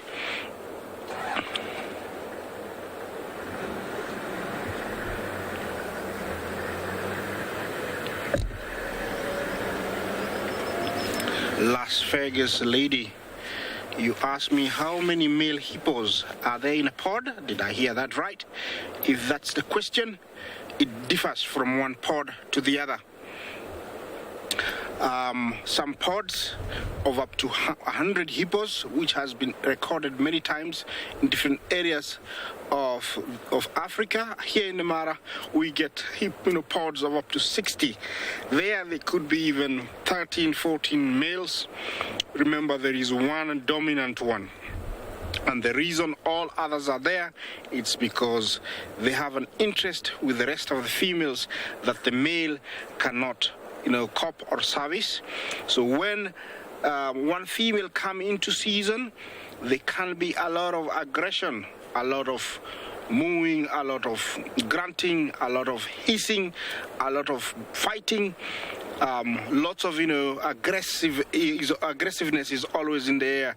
He's always gonna defend his females when a female come into season, but always there is males. Smaller pods tend to have one dominant male because he can aggressively chase everybody else, but bigger pods tend to have more males, but still it remains one dominant male to the whole pod until one female come into estrus. You don't always find egrets on top of wildebeest and buffalo, and here they are on the banks, on the shores of the Mara, on those fauna-like rocks, and a few of them are drinking. Very careful. You can tell how that neck is so useful. They stretch it, standing far away. Yes, quick drink and back. Yeah, they know. Look at that. Look at the third one from the left of the three in a row. See how quickly, gets the water and, tucks his neck back. They know here are the young crocs that are looking for a male. It will be interesting to see what would happen, but I don't think it is going to happen. But who am I? Yeah, see, I think another one might come in. So you don't always find them on top of animals. You do find them where they need to drink, and this is the spot they've chosen. Oh, look at that. They know that it's always going to be a surprise. So they have to be ready either to fly or, bob up or jump up to get away from, the crocodile. Yeah, they're being very, very careful. Here comes the third one. Yeah, let's see him drinking the first one. Yeah, very careful. You have to be very careful in these waters. Yeah, there comes a hippo. That would be a savior, because if the hippo is there, it means there's no croc, unless it's a really small one. Yeah, you have to be very careful drinking in the Mara. See how careful they are. I would be. Yeah, I can tell the water today is much browner. I don't know if you've seen this, but the water is very brown. Remember, this is live. It's coming from the Mara, courtesy of hashtag. Talk to us on hashtag Wild Earth, hashtag CGTN Wild. This is where you can drop a question, drop a comment, tell us what you think. Drop a question. All the guides in South Africa, in Kenya, will answer you. If I cannot, but it's a beautiful morning here at the river. You can see the barn swallows off bottom left, turning every now and then. See that? So I have lots of things going on. Yeah, see them? Yeah, those are barn swallows. They keep coming and going. I'm gonna stay here at the river and enjoy myself. Thanks, Isaac. Well, welcome back to South Africa, everybody, and we are now on Tswalu. We've come down to the big watering hole here to see what's going on around the water. As with the Mara is the lifeblood that flows. The Mara River is the lifeblood that flows through the Mara. The water, everybody, is the currency of life. And here we have Tswalu watering hole, where there are some hippos, but the impalas have come down to drink, and now they're moving off. So if we go a little bit more to that left-hand herd there, you'll notice that animals like impala will come every day to drink, twice a day, sometimes 3 times a day. And then as they leave, they feed on the way. So on the way to the water, they might move quite quickly to the water, and then on the way back, they start feeding. So these areas around water, around rivers, around watering holes, 5-kilometer radius, 5 kilometers is pretty far. They see an enormous amount of pressure every single day, and vegetation is removed, and if anything is around, it is eaten. And so that is something we call the sacrifice zone. Linda wants to know if impalas ever go into the water. Well, Linda, right here at this watching hole, James, Henry has seen 2 impalas flying into the water. One of them was being chased by wild dogs. And that didn't end well for that impala. That ended up getting eaten by a crocodile. And he arrived another time to find an impala standing on one of the islands that are here in Tswalu. And that was probably also due to wild dogs chasing them. And that impala also didn't do very well, because the crocodile actually went onto the island bank to try and get it. And the impala tried to swim away from the crocodile. And, well, everybody, crocodiles have got a very broad tail. Very powerful swimming tail, and if you've seen the legs of impalas, it's like trying to swim forward doggy paddle with chopsticks. It's not going to propel you very quickly. They do move, but it's not a very quick paddling design. But they will often, many animals will take to the water, because it is a bit more safe to jump into the water for a moment than to be caught by dogs. But once in the water, many, many perils await you. Years ago, I was at a watering hole similar to this, and wild dogs chased an impala that did the same. Jumped into the water, and it swam straight across the bank to the other side. And once on the other side, the dogs got to that other side, and the impala turned around and swam past a pod of hippos. And the male hippo swam up behind the impala and opened its mouth and took the impala underwater. Now, we never saw the impala again. I spent the next few days at that watering hole. We were actually camping there, and I never saw that impala again. So I'm almost certain it drowned, unless it is still holding its breath and is holding a Guinness Book of Records. I only joke, everybody. But hippos can be quite territorial with their watering holes, and if anybody encroaches on that, can often lead to them being smashed. Hello, Bernice. You want to know how many different types of antelope? Okay, impala, bushbuck, nyala, kudu, waterbuck, duiker, sable have been through. I suppose you could put wildebeest in there. Steenbok, thank you very much. So I'm on to 9 already, and I'm probably missing a couple. Sable have been in this area before. They do move through. We do in the Greater Kruger National Park have Tsessebe, and we have Roan, and we have Eland, so that takes it up to 12. There's also Sharp's Grijsbok. There's also Suni, which is another small little antelope species, like a Grijsbok or a Steenbok. So I'm up to 14 there. Did I not say Nyala? Might have said Nyala, but Thea's saying Nyala. I thought I said Nyala, but anyway, that's 15 perhaps. But there are multiple species through Africa as they change in the habitat types.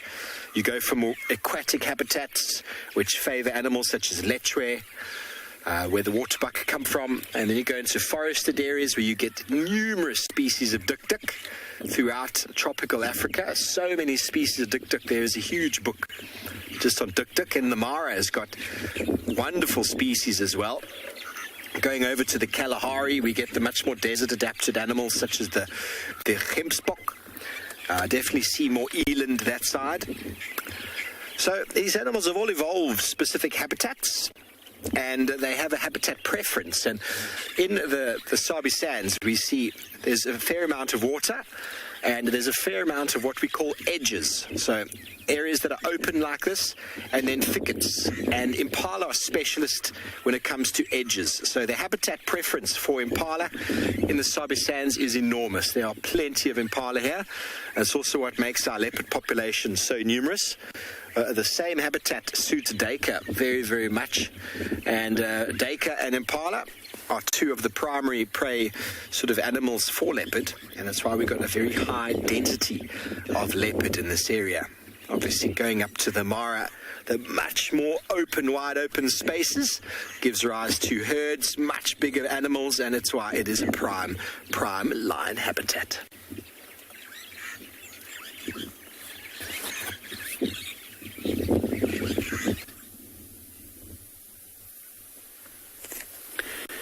So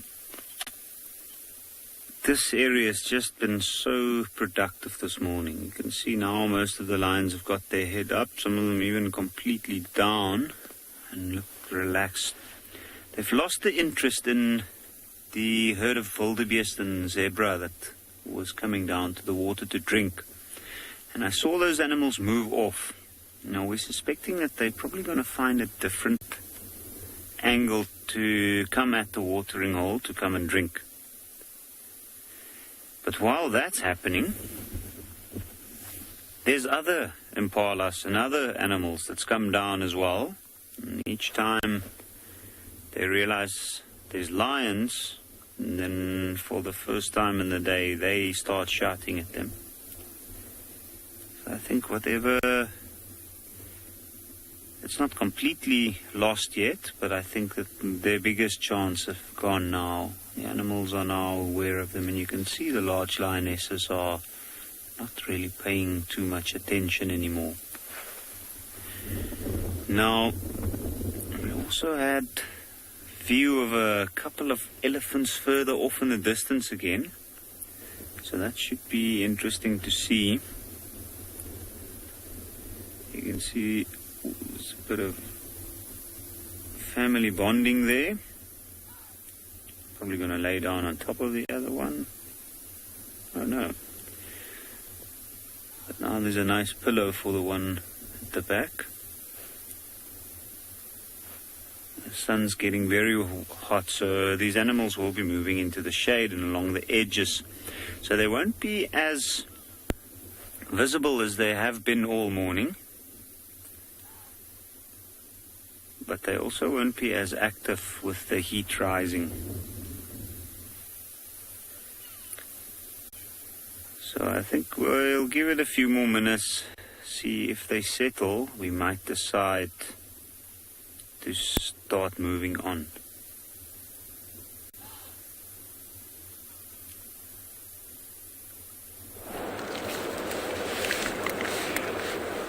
Welcome back to the banks of the Mara River. I'm still here, and now I have 3 hippos all facing the water. I don't know what they're doing. Maybe they're meditating. It looks like they're seriously into something. What do you think they're doing?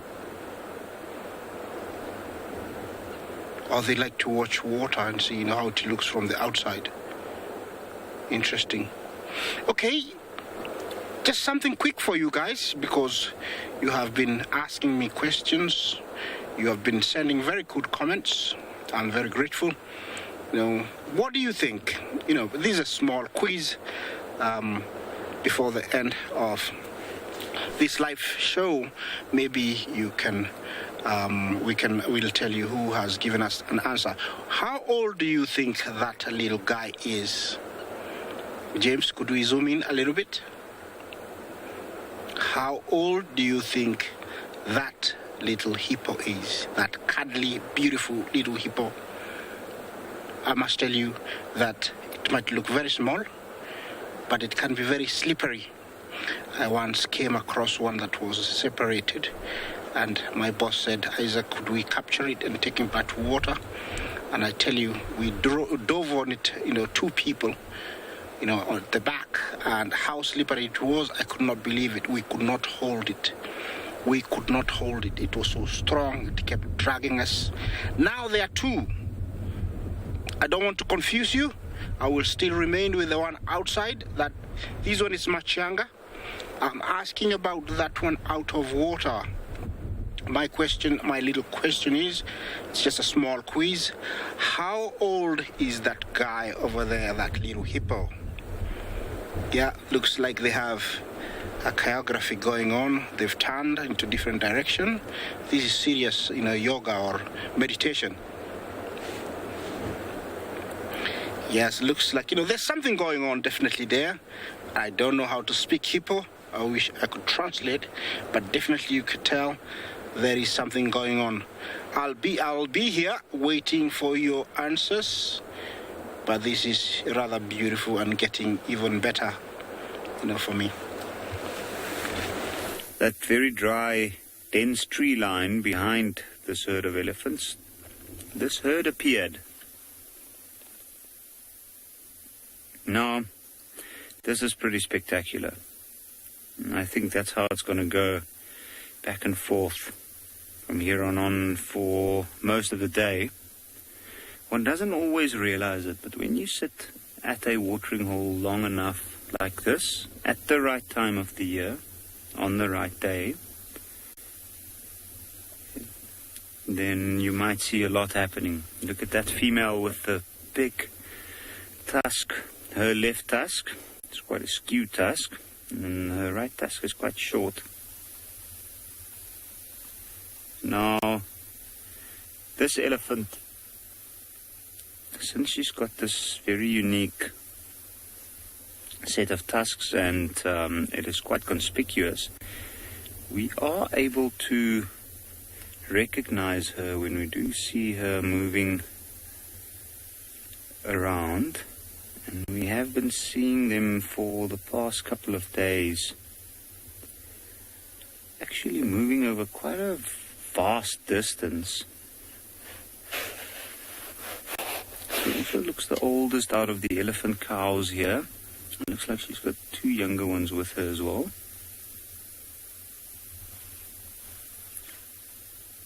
And I think if we watch her movements very, very carefully, we might see how the rest of the herd members react to her. Now, they came down quickly, and there's a possibility they came from quite far to come and have a drink here. They might have actually been moving all morning to get here. And I can see some of these elephants are stepping deeper into the water.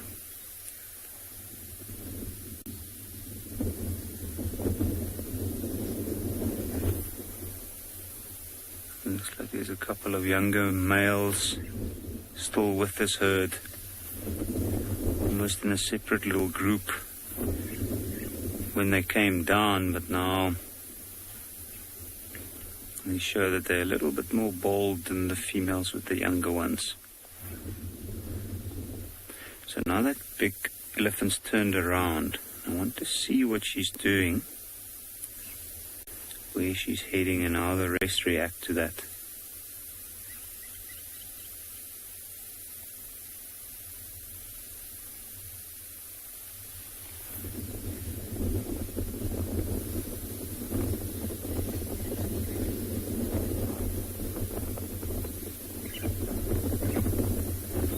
And this is just amazing.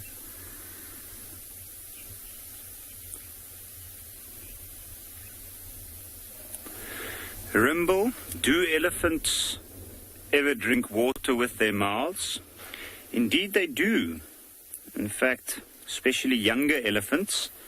Now, I don't see tiny babies here, but some elephants are quick learners, quicker than others, and A young elephant baby can take anything from 6 months to about a year to learn how to use its trunk properly. And before such time, when they do drink water, you'll often find they'll put their whole face in the water. They'll run towards the water. Sometimes they slip and they fall with their face in the water and try to drink water like that. Like they technically only drink with their mouths, I suppose, if you think about it. If we watch these elephants carefully, look at that one. See, she puts the trunk down in the water. Now that one. Slurps water up and then squirts it into the mouth.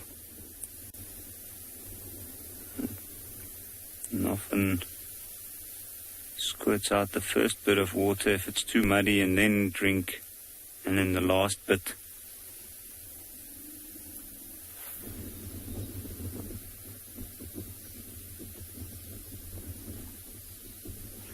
No. There's a calf. That squeal is from a calf trying to drink. You can see the mother's getting away.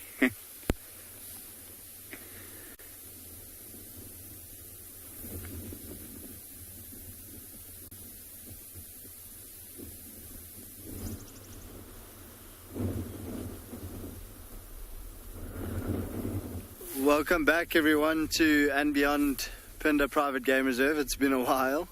We've been driving around and not seeing much in terms of animals or even birds, for that matter. It's so windy, but we've just managed to find this big giraffe bull, and of course he's now hiding. But he's busy feeding on a big scotia tree, and there we go. You can see those beautiful red flowers at the moment. So it's called a weeping boer bean, and it flowers now from August till about November. And where the giraffe has been feeding, can you see how all of a sudden there's no more flowers wherever the giraffe has been able to reach? So he's been eating the leaves, but also feeding on the flowers that he can reach. And he's busy, he's hiding at the moment. Lots of the animals are hiding with this wind.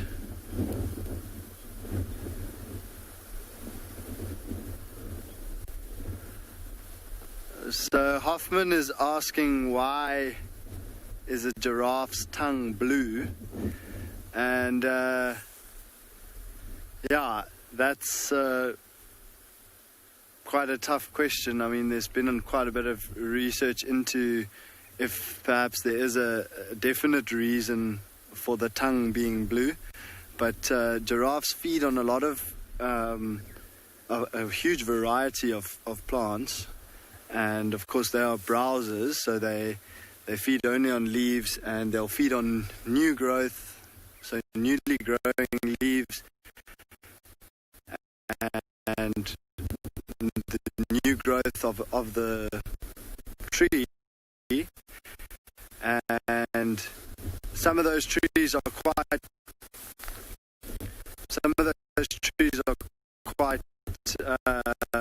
poisonous, and they have poisonous properties in them. There's a better view of them.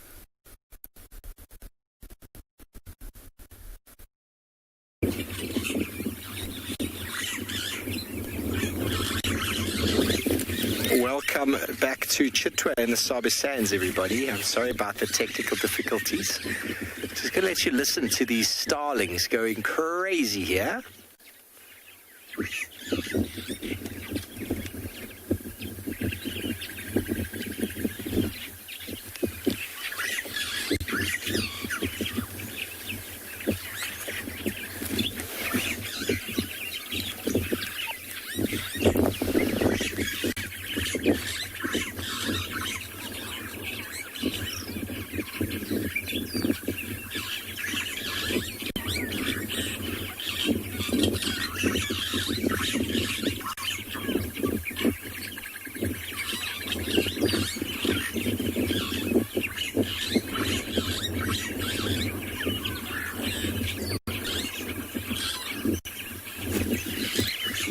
There's two options behind this. One is there's a snake, and the other is they're having their end-of-year function.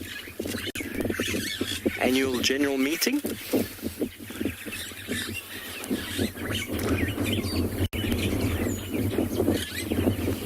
I'm looking very hard for a snake. I've yet to see one.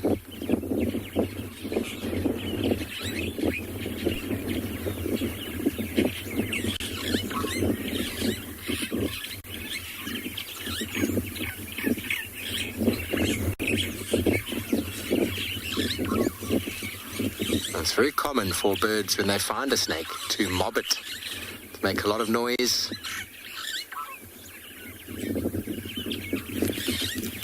Two species of starling there, the birchills and the greater blue-eared.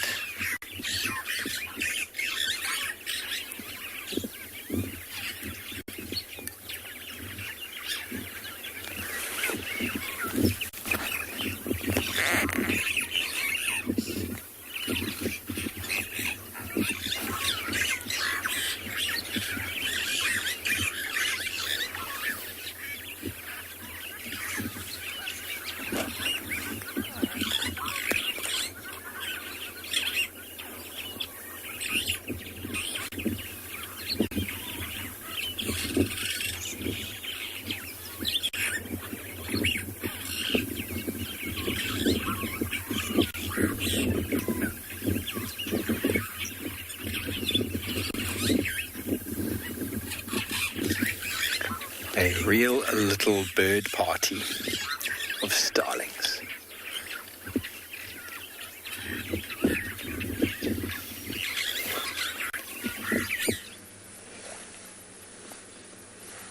Lots of birds.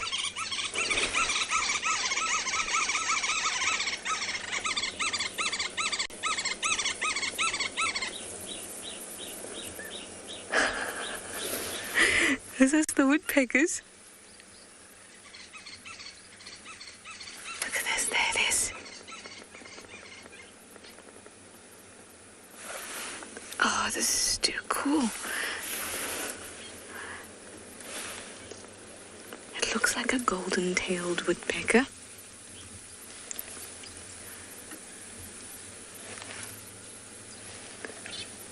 As you can see, our view is not the best, but they're the ones that are quite like ants and termites. So you see them on the ground more than the others.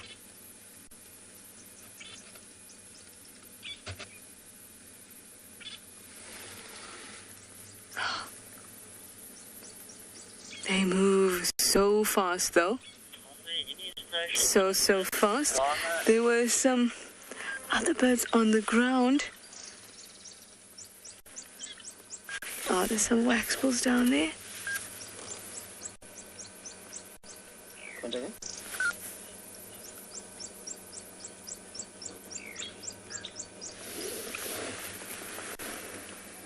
Kim, that is a really good question. You'd like to know where a bird's ears are located on their head.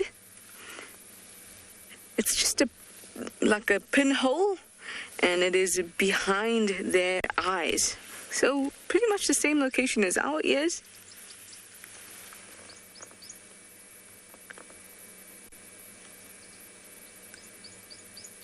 And they can still hear perfectly well, even though they don't have external bits to their ears, or pinnae. That's the external bit. But they can still hear very, very well.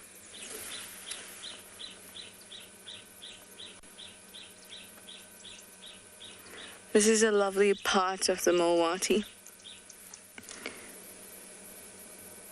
It's a part of the Mowati that's just almost approaching Nyala Road.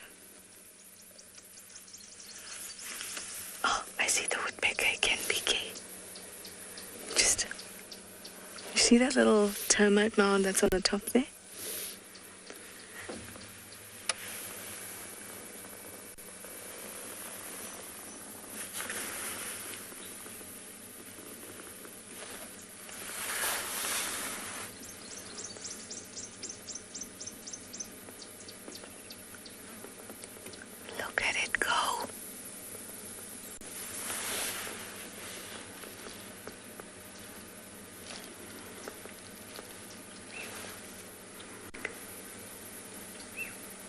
Getting some good termites, I'm sure.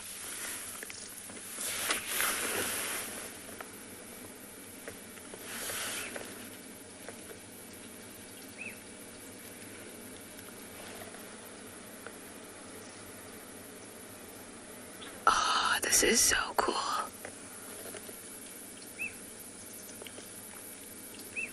Rhonda, you see what beautiful birds we have today?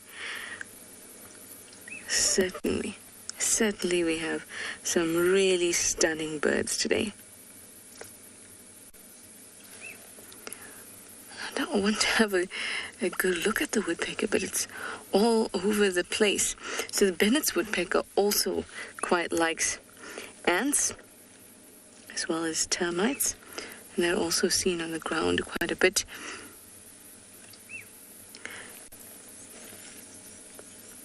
And the one that we saw had a forehead that was black with white spots. And if it had these kind of, looked like it had blush on its cheeks, then it would be a Bennett's. But they are flying all over the place for now. Well, I'll confirm with you in a moment if I get a good look.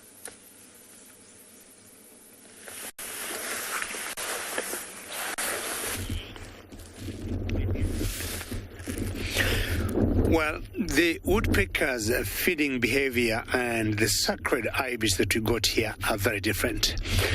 I was asking myself the other day a question, where do woodpeckers drink? Because they do drink, but all my many years I've been in the African bushes, I have not seen a woodpecker having a drink. I'll be finding out from Trishala or Steve or Isaac or the other colleagues of mine whether anybody has ever witnessed a woodpecker drinking.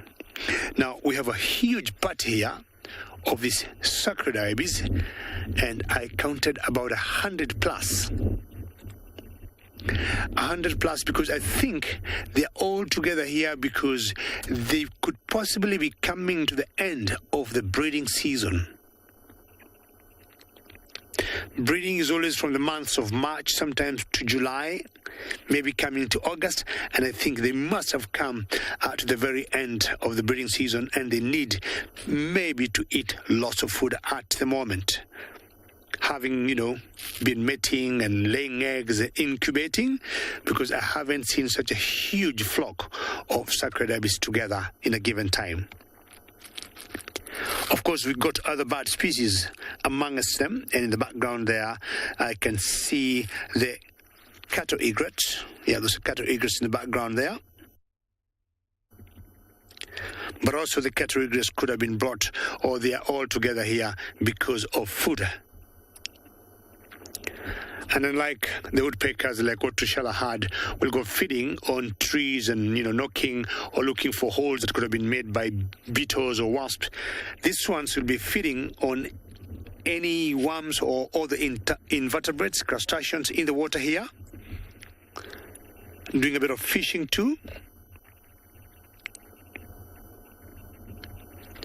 And if you look on the back feathers, the black feathers on the back, on the tail there, you can see they seem to be spread out a little bit. To me, an indication they just came off from the breeding season. And you get sometimes the female laying 1 or 2 eggs or 3 eggs, maybe maximum 5 eggs. Do you want to have a drink? Look at their beaks. They're quite long and very sharp. She must have gotten herself something there. And they dig them right through because they're sharp and thin. It must be something they're getting from there. I have no idea what it is. And in general, they'll always feed on the edge of the water, not inside the water. Sacred ibis, the name coming from the ancient Egyptians. They were related to the ancient Egyptians to a particular god who was thought to be very sacred. But the other areas, you get these birds like Iran, not only here, but they're native to Africa. That one you see there is an egret, but that is the larger egret, or the greater egret rather. And I just allow these birds here to continue having their party as I move on. Yes.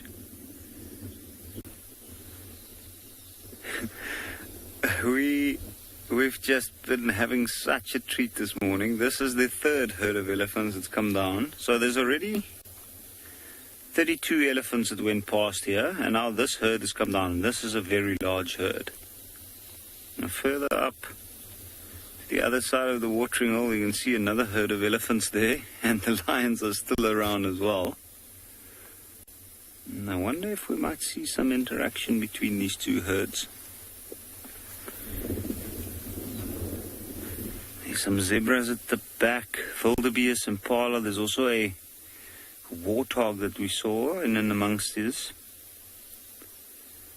And myself and Gert's been counting the different species at the moment around this area, and including the birds. It's already gone past 20.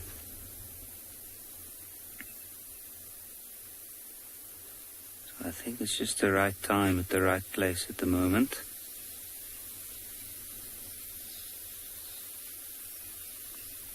Now the water's held very well up until this time of the year. Normally this watering hole would be dried out, but we've had a good rain year. And it's amazing to see how it plays an important role later during the dry season. Just have a look at that. With a large herd like this, there's a bit of confusement and as well as excitement. When the elephants come down to drink, the babies are scrabbling to find a space. And I guess they'll spread out once they have had their initial drink. Jerry, how often do different elephant herds meet up? That is very difficult to answer with a sure answer, I think, because it depends on the situation or the area. In this case, Ngala is part of an open fence system, which means there's no fences separating the reserves nearby. So at the time of the year when the pressure for water's on, and the animals get pushed to move further and further away from their home ranges to look for water, they might encounter different herds that they don't know. But then there's also the chance of elephants encountering herds that's formed by splitting off from another herd. In that case, related elephants often do meet up. And that could happen if they stay in the same area for a couple of days. When they go drink, each time they drink it might happen. So I'd say maybe at least twice or 3 times a day. But it's a very difficult question to give a clear answer for, I think. And in reality, I'd say the best answer would be, I don't know. In this case, I wonder if these herds know each other. They must have been interacting a bit over the areas with water here. So you can see now there's a movement. Some of the group members moving over towards the others, and I think they do have them in their sight. One's in front is approaching a little bit more carefully. And I find often that the younger elephants are more gregarious, and they're often quite keen on walking over to nearby groups and make friends, just introduce themselves. So we'll see what happens there.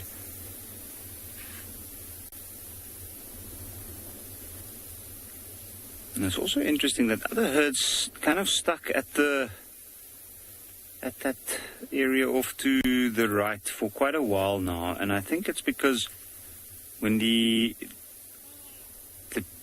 big herd that came down now, they are very thirsty and they have to come and drink. But then the others, they have already had their drink, and I think they're looking for the loose mud in that side of the watering hole, which they might apply to their wrinkly skin to cool themselves down.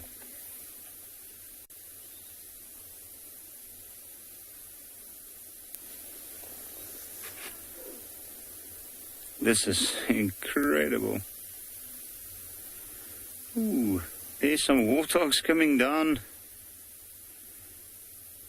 I think they might come and do the same after the elephants have left.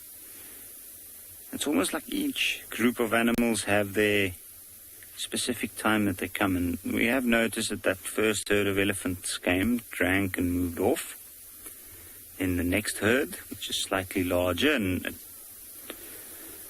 looked like an older matriarch as well. Here we go, look at those warthogs. Also a little bit weary. Looks like a young one, maybe the mother.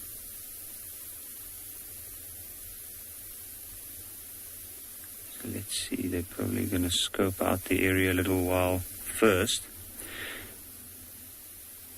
Now where these animals are at the moment, they wouldn't pick up on the scent of the lions due to the wind. And there we go. Here's the big meeting. So at this point as it stands, there must be over 30 elephants there at least. It looks fairly peaceful. Don't hear much of a commotion going on.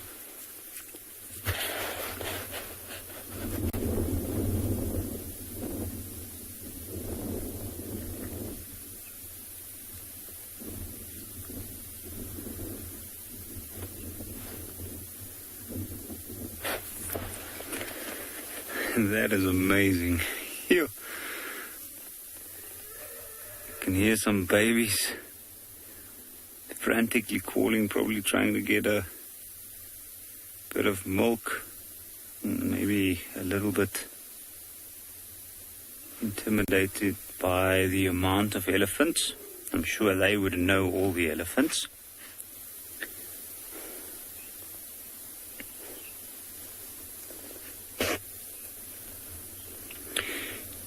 DG, this is a very, very incredible view. I actually can't believe our luck this morning. You can see younger elephants. Some are moving off. I think there might be ones with smaller babies. And then some of the younger elephants, like the teenagers, joining the rest of the group and introducing themselves. And now this warthog and a young one have come down.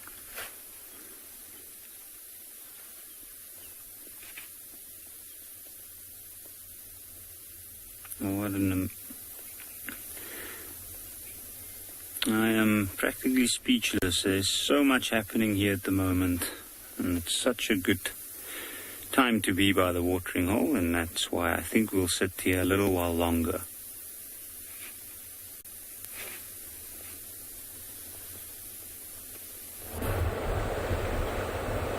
Welcome back to Demara.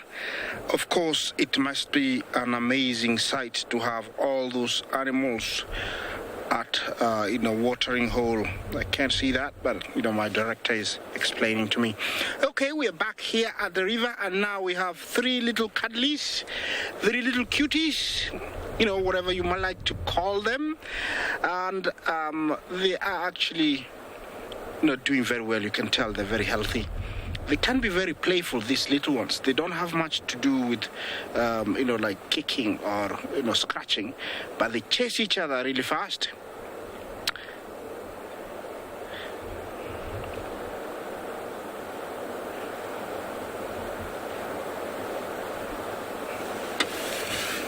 Yeah. So, I'm gonna go back to my original question. It was about those.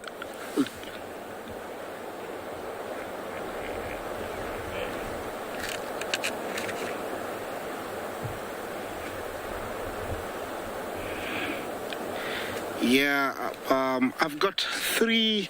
I did ask you about, how old that little hippo was. It's not in the frame right now, and I've had 3 answers from my keen, observers. I didn't get a third name, but it was Danielle, 6 months, Lisa, 3 months. And I didn't get the third name. She said 4 months. I don't know. I don't recall the name. But 3, 4, and 6. Which was Liz or Elizabeth. So Danielle, you said 6 months. Elizabeth, you said 4 months. Lisa, you said 3 months. I must say thank you very much for participating. The little guy, I would say he was 2 to 2.5 months. It was too big for 4 months and very big for 6 months. At birth, they are born at around 60 kilograms, and in the first month, they can actually add a lot of weight. So I would say, they were, through experience, 2 to 2.5 months. Lisa, you would have been very, very close. Thank you all for participating. We'll have another quiz another day, maybe tomorrow. But thank you for being, keen, part of the show, enjoying, what we share with you. Yeah, those guys are coming out more and more. I still see more. Yeah, oh, there's a male to the right. That guy is a male, and the main reason I tell you that, I saw him being chased earlier by another male, and then he went to the bathroom, and that's how I could tell he's a male. Looks like maybe he's an intruder, and he's got, he's wanting some attention, and it's unwanted and very unwelcome. Usually males have got that thick neck compared to females. We'll be looking at that shortly once we change the frame, but definitely looks like he's very sad. He's there, he's like, oh, they don't want me here. Yeah, what can I do? Usually they have that thick neck. Have a look at that. See, I would say, I don't see much different. Looks like also that's a male. But yeah, I've seen them, having very thick necks.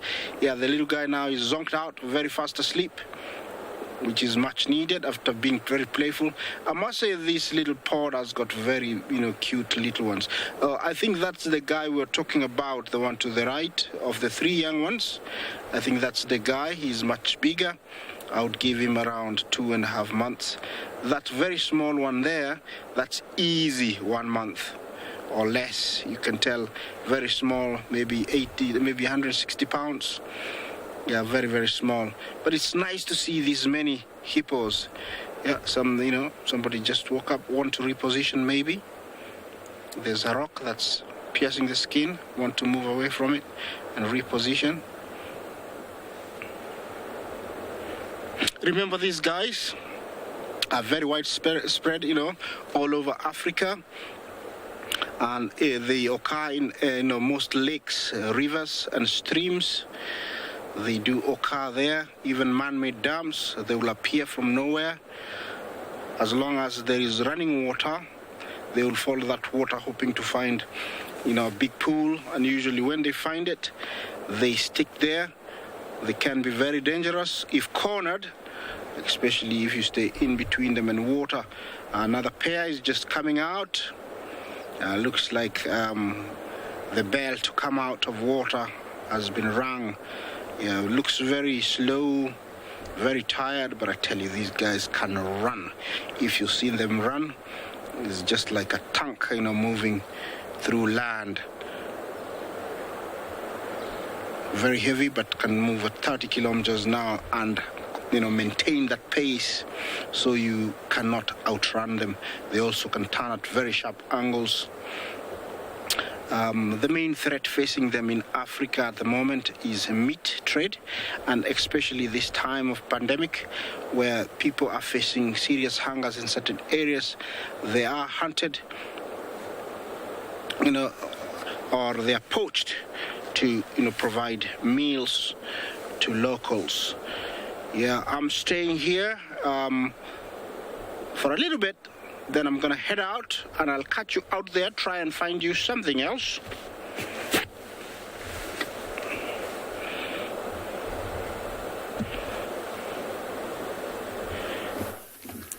Thanks, Isaac. Welcome back to Chitwa, everybody. Sorry about the aerial. We've got our camera right up in the air. We've got a huge vortex or kettle of vultures flying around above us, and it's very difficult to actually get them in shot. There's more than 100 birds above our head, all flying around, generating the thermals, which is heat, causing uplift from the ground, and the vultures with their very large wings are able to access those thermals, which then pick them up and elevate them into the sky. Well, Theo, we've actually found an animal at the same time. In the road ahead of us at 12 o'clock is a hyena that's decided it wants to come and see what the vultures are up to. And we're going, he's slathering. We're going to follow him quickly. He's running. He's running. Where are you going to, Mr. Hyena? His saliva was pouring out of its mouth. The vultures seem to have taken off from this area as well. That's while we were checking. Now, either this hyena is very thirsty, or he's got his nose on some prize that we haven't managed to find yet. But I like hyenas for that. They're very good at finding our leopards for us. He's got his nose. Oh, waterbuck. Don't scare the waterbuck, hyena. Oh, there he goes.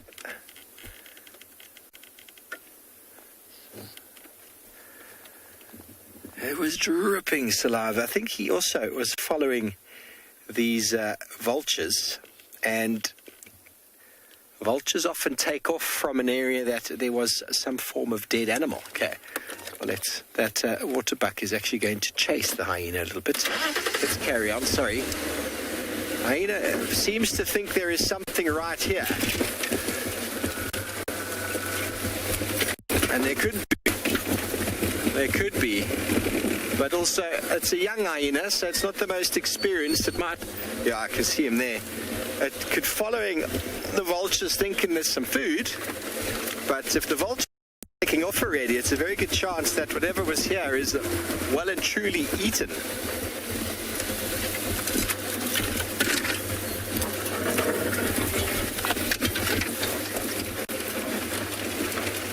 Now, where did it go? Went charging along this way.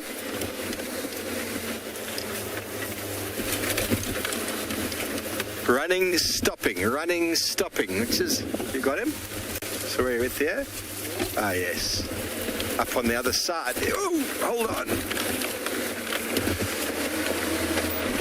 Gone straight through the block up here. Let's see if we can get an access. There's a road up ahead. Make life a little bit easier. Running.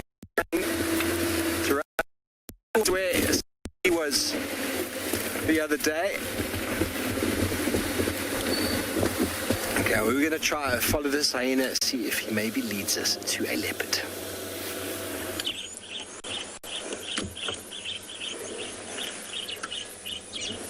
I am looking for this yellow-throated apelus that's calling. Hear it?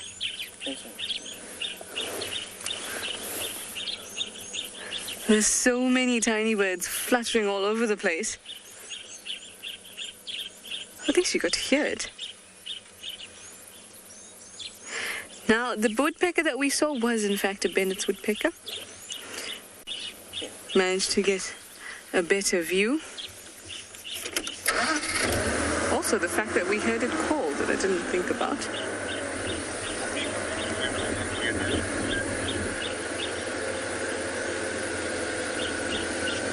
Come on, Apelus, show yourself.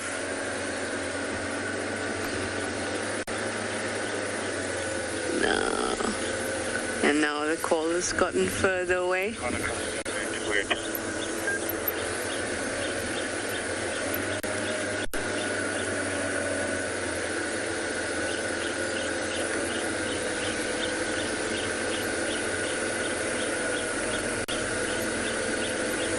Oh, well.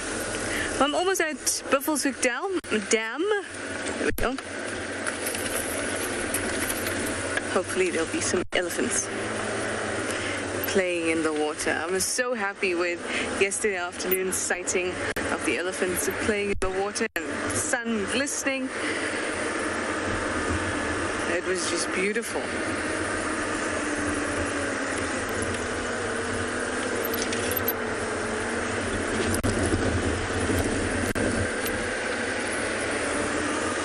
When you have really nice sightings, you can't help it but hope that it will happen again. But then you're also so happy that you're fortunate enough to witness it and then, of course, share it with you all. Well, I'm almost at the dam. I'll let you know what I find there. Talking about great sightings, I think the ones that's had the best sightings this morning over here on Ngala has been these lions. They have just seen a giraffe walk into the picture. And the giraffe is somewhere along those trees there. We've also had some kudus come down. It's the late morning drinkers. It's often too hot for the other animals to come down. That's when the kudu and often the giraffe come down. You can see some kudus, some larger ones, few younger ones. And the impalas are still around. There's still a lot of impalas coming from all over. All of these animals have been moving from the areas where they spend the night and then close to their feeding grounds. And once they've had their drink, they're going to move back there, which can be a couple of kilometers away. There we go. And let's see if we get to see this giraffe drink.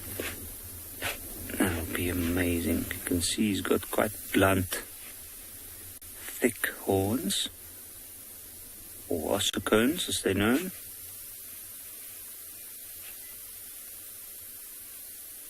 And he's coming along the edge of the water all the way down. He's probably looking for a easier spot to access.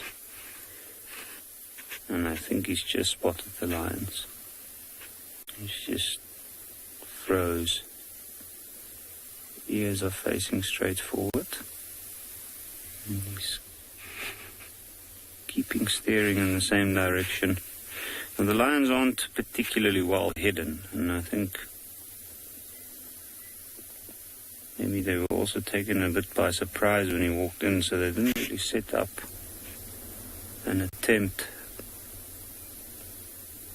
to try and hunt. I also don't know if they'll really spend the energy on something as large as a giraffe now. They are curious though, and they are going to watch every move very, very carefully. So now it should be very interesting to see what this giraffe does. And one can probably wonder, is he going to drink? How exposed will he be when he drinks?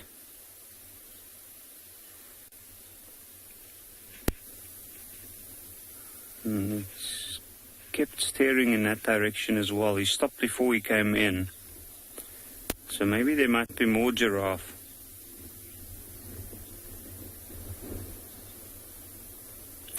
Jane, why don't giraffe need to hydrate as much as other animals?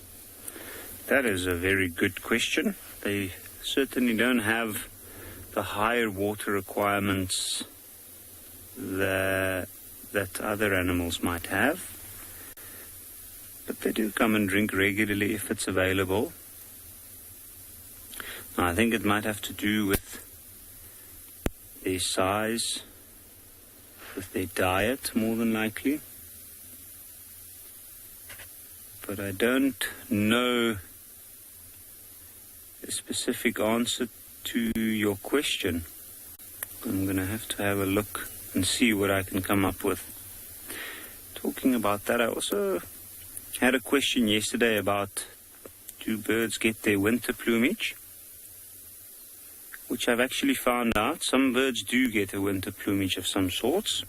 Some birds molt their feathers, and they take quite a while. Some of them can take a couple of months or a year, where some of them the molt is quite quick. And they usually constantly preen their feathers after a breeding season, which might be due to the time of the year. They have to pull out some of the older feathers to make place for the new ones to start growing out. Specific winter plumage in terms of keeping them warm, I haven't come across anything yet, or much changes in that.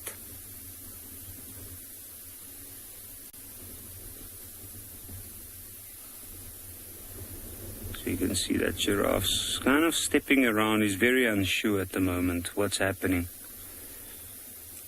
And I'm very interested to see whether he's going to drink or not.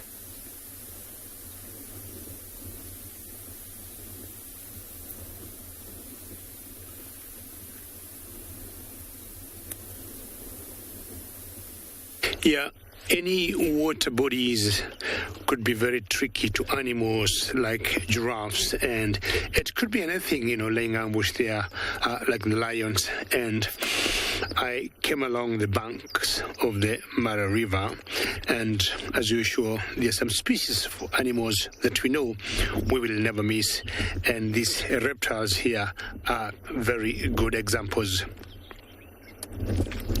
These are what we call the Nile crocodiles. And you can see by virtue of size, one is a lot younger in age than the one closer to the water. Now notice part of the tail of this crocodile is in water. And for that reason, sometimes we say they are semi-aquatic. They are, either in water or out of the water, depending on the situation. Are they feeding? Are they basking? In general, when they feed the crocs, they feed in water. But now, for the obvious reasons, they need to warm up, being reptiles, and they cannot regulate their body temperatures. They need to be out to get enough warmth. See the scales they got on their skins? Way back, people used to hunt them to make, either handbags or belts or shoes, but of course, not anymore. Because each species of an animal here counts in order to keep the cycle of the ecosystem running as it should. Very difficult to tell, whether it could be a male or female. Eyes closed, tucked in, and getting the best from the sun.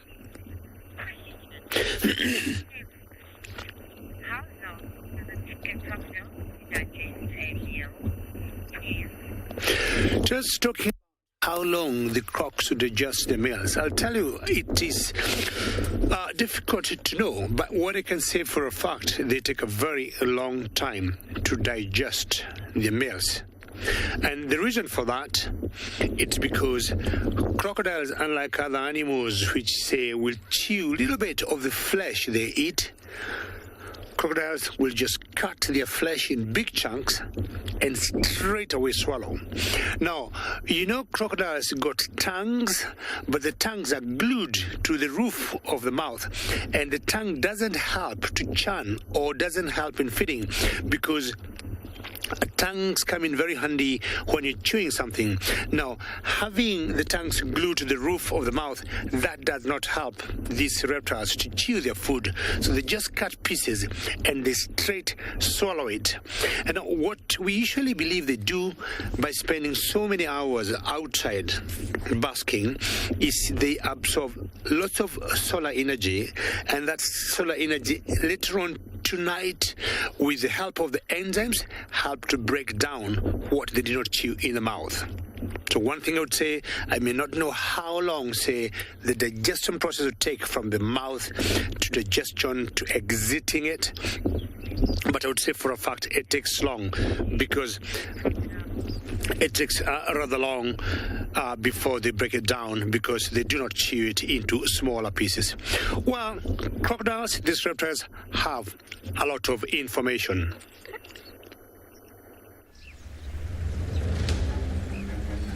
On the banks and beneath the surface of the Mara River, there lurks a reptile with quite the reputation. For nature's favorite villain, pickings have been slim for the past few months, but the wait is over. The migration has arrived. They slink beneath the muddy surface as the herds approach.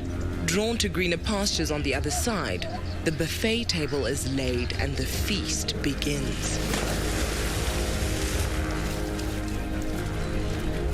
The world's most powerful jaws snap at wildebeest, zebra, and gazelle.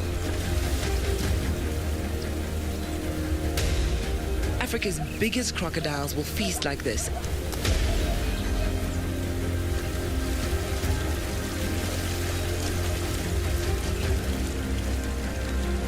And then, until the next herd is drawn to the water's edge, they will bask on the banks content.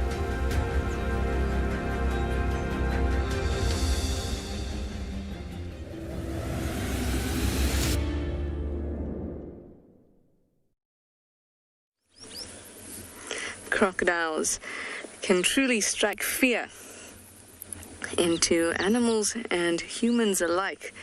Definitely don't want to be swimming in any area with the crocodiles.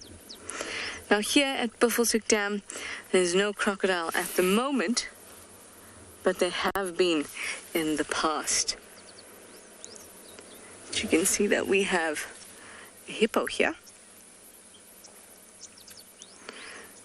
In fact, there's two hippos, and one is being very careful about only letting the snout out so it can breathe. There it goes. While the other one has its head fully out, or at least its nostrils, its eyes, and its ears, where it can collect information. Those vital parts are out of the water, much like a crocodile. Being able to submerge most of your body and still be able to smell, see, and hear is very important if you live in the water. And you can see that hippos have a very similar structure. I love that little nose that's poking out every now and then. I need to breathe, but it's too hot out there. Either that, or it could be the hippo's toes that's poking out there, and it's actually relaxing on its back. That's very unlikely, everyone, although it does look cute if you look at it that way. But you can hear the exhalation as that little nose comes up. Very, very sweet.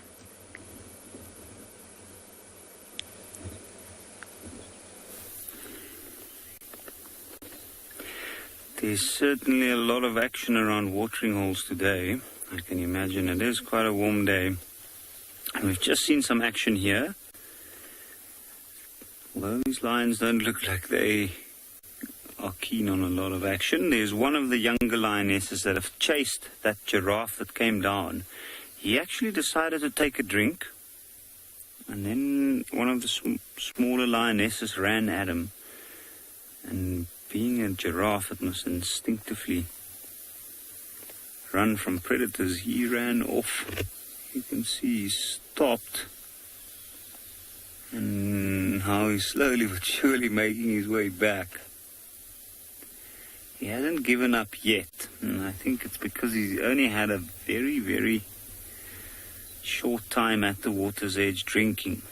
He probably didn't get enough water from that. I think he also knows that the lioness that's chased him was only one, so there was no cooperative attempt. And maybe he's realized that he's probably safe to try and take another attempt just from a different angle maybe. So I think he's just checking out the situation carefully. Kind of like these lions are doing. And they've had their pick all morning. Like the biggest movements they've made is to try and make themselves less conspicuous. Although they haven't really moved off from the water's edge completely. And I think it's because there's quite a strong breeze coming through in this open section. So it is nice. It does cool them off. So you can see that lioness just got up. I think she's also moving out of the sun to cool down.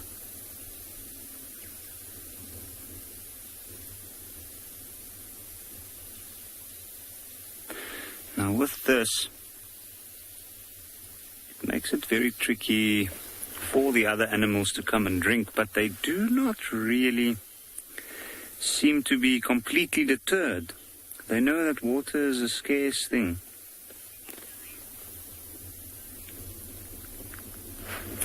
Michael, in this lion pride, there are 18 lions. So 18...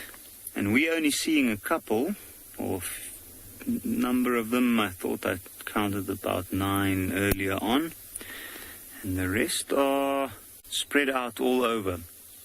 The only one I didn't see this morning was one of the big males. The other one is here, so he might be off somewhere else. But because of that, and the fact that these animals know that lions can be unpredictable due to the size of the pride, they are even more careful to come down, especially that giraffe. He knows that maybe one-on-one that lioness never had a chance, but he's unsure of what might happen if the whole pride tries to hunt it.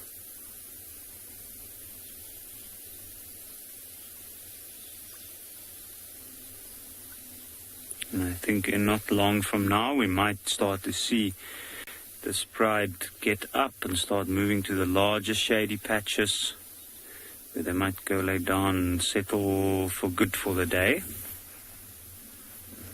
There is still quite a few other species coming down, like those wildebeest and impala.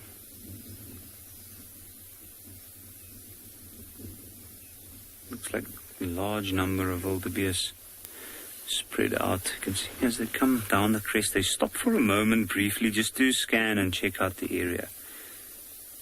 Impalas will be a little bit nervous, and that's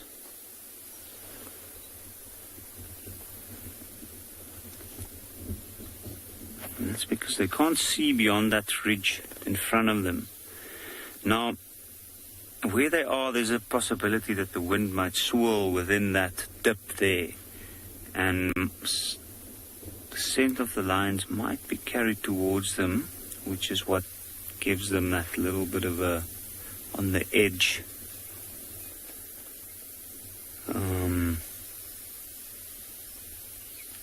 behavior that they are showing us at this point. They look unsure. You can see they spread out every now and again. It's quick movements, few steps quickly forward. The wildebeest have scoped out the area. They don't seem too bothered. But I don't think they're seeing the lions.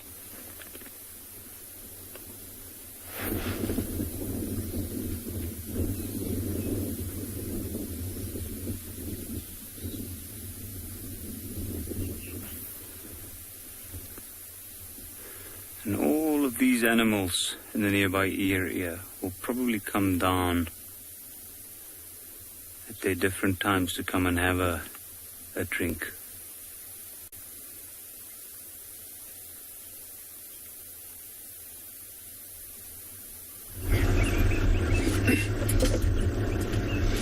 Well, I'm trying to compare the multitudes of the wildebeest, where they're just by the dam, and when we're lucky, when we see them along the Mara River.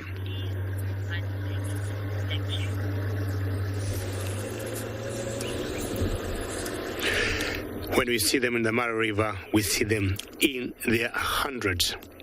Now, when it rains here, we got lots of water everywhere. For example, yesterday we had a very big storm. There was so much rain for yesterday.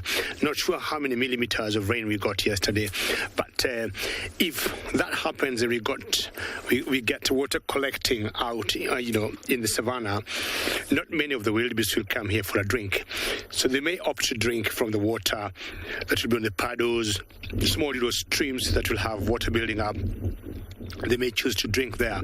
But after the migration is gone, after we have all the thousands of the wildebeest back in Serengeti National Park in Tanzania, any other that are left here, and it is the season, or when it dries up, we don't have these springs or wells having water, they always must come to the river to drink. They have no any other source of water. We got some stocks between the crocs and the hippos. We got some stocks there, 2, 3 of them, and if you look at them carefully, the one on the left doesn't have, the white hasn't fledged maturely like the 2 in the middle, and these are called the yellow-billed stocks. And I'm not sure they're here for drinking, but they're mainly here for feeding. But because it has been pretty cold, and with the rains of yesterday, they might want to spend some time there warming up fast. That was just trying to preen herself and making sure all the feathers are aligned very well.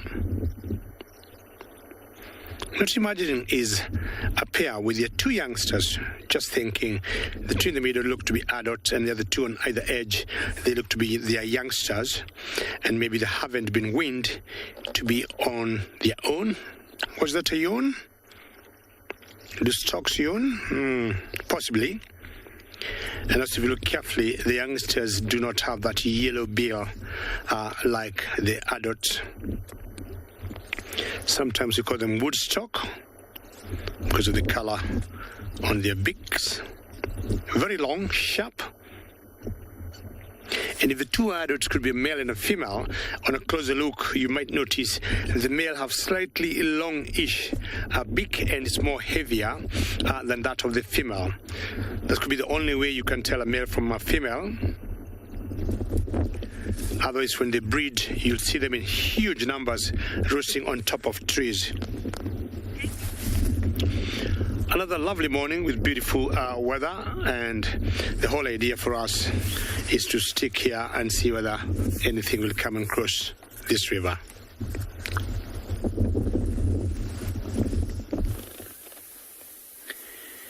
And we are just continuing to experience the productiveness of this watering hole. And here we have a very large elephant bull. He looks like a mature bull. And if you look carefully at these temporal areas, you'll notice there's a secretion coming down. It's swollen. He's even got one tusk that's broken off, and considerably bigger than any of the other size elephants we saw this morning. This elephant is in must, and he's just come from, you can see he squirt out some water, probably a bit muddy, that part. But he's come from the southern side of this watering hole, and I think he's come past, number 1, to drink, but also to come and have a look and see if he can pick up on the scent of any of those herds of elephants that's moved past earlier. Try and see if there might be a cow in there that might be in heat.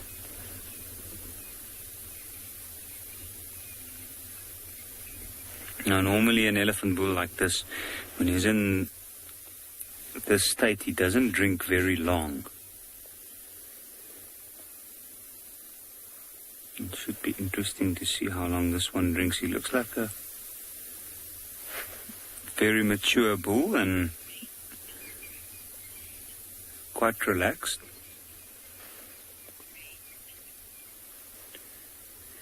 Grey skull. Is the numbers of elephants starting to recover? That is a very complex question to answer.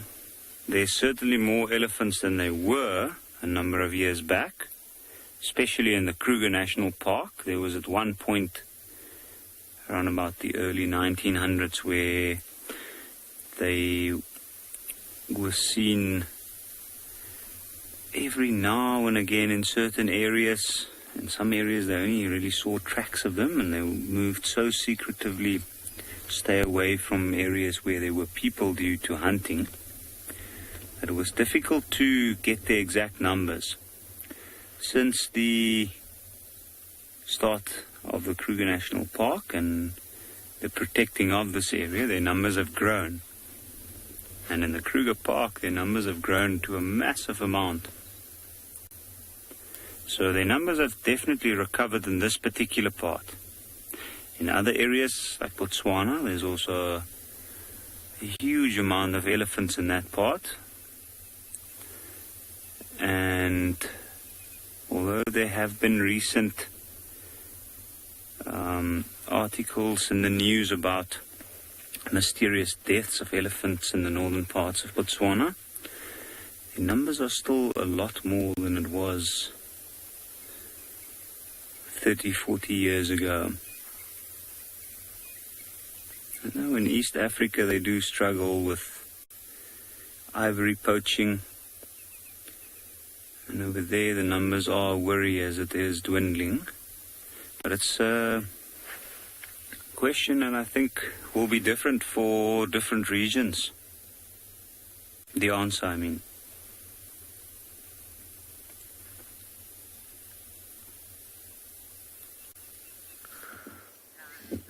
Thanks, Yapi, and welcome back to Djuma, where we've crossed back onto Djuma itself from Chitwa after following that hyena for some time. It was Ndebele, one of our younger individuals. He was running through the vegetation for a long time. We eventually caught up, and he decided to hide in the shade for a while. And then, as my assumption was correct, that vultures flying overhead were causing him to run. And then he chased after them again, but they were just moving, and we couldn't continue. But here is the wonderful scene of the woodlands of Djuma in the winter months. And there are still a few leaves on the trees, but most of the trees are devoid of leaves at the moment. A couple of yellow trees standing out there, the blossoms of the knobthorn acacia, which are the most colourful of plants at the moment. They flower a little bit earlier in the season, taking advantage of any insects that are around at the moment, possibly also maybe a little bit of wind. You don't have any visuals. There we go, look how beautiful that is. So pollination in trees and in plants is often something that is quite sort of interesting to discuss, because many of you have probably had allergies before, and you notice the allergies are timed with the growing season when grasses and trees are in flower. And many of the plants, grasses specifically, are all wind pollinated, but many trees have evolved different strategies. Some are very specific to certain organisms, to some birds, some mammals even, and some very specific to insects. And the way in which they're pollinated is very, very often a result of how old they are in the course of history. Obviously, wind would have been much older, insects pretty old as well, and then as you start getting more specific with birds and mammals, far younger from an evolutionary point of view. But flowering at a time when no one else is flowering is a very interesting one, because it means that the insects or birds or whatever it is that's going to pollinate you are going to go from one of your species to another. They're not going to waste the pollen elsewhere by going to some random flower. They're going to go from one to another, which means that the pollen is far less wasted when it comes to moving from a species into species transfer. But if everyone's in flower at the same time, as you know with honey is produced by bees who pollinate multiple species of plant, then obviously you get a lot of cross-pollination, a lot of mixture, and there's a lot of waste. And when you specify your pollinating agent to a very specific species, a bird or a bat or a specific insect, then you maximize the efficiency and you don't waste. When your pollen is designed to be transferred by wind, you have to produce an enormous amount of it for it to be successful.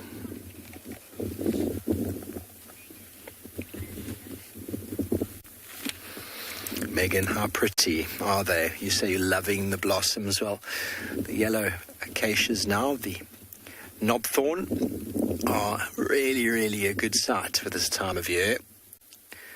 And I tell you, in 3 weeks to a month, this entire landscape is going to be green. All the trees responding to spring. There is a water table that many of the trees will tap into as the daylight changes. We're already seeing the changes in our game drive times. And as the daylight changes, those trees will come into leaf, many into flower, and some of them even begin fruiting.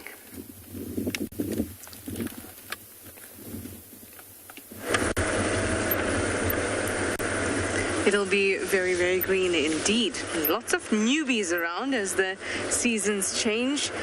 Little youngsters, lambs starting to drop end of November, early December. Little birds and lots of eggs. It'll be fantastic. Speaking of eggs, I read something really interesting about eggs recently and how the youngsters within those eggs in a clutch seem to be able to communicate with each other while still in the egg. Right? I think that's pretty crazy. Let me explain. What scientists had done was taken a clutch of 3, taken 2, removed 2, and put 2 into a control room where they were exposed to alarm calls. Something that made the alarm calls of their parent, or at least their species. So they got used to the sound of the alarm call. Now we know that birds can hear through their eggshells because they can hear their mother's calls through them. So they were exposed to these alarm calls. One was not. One was in a controlled room without any sound. Then they returned them together, still as eggs, and then they hatched. Also, we had another clutch that was not exposed to any alarm calls.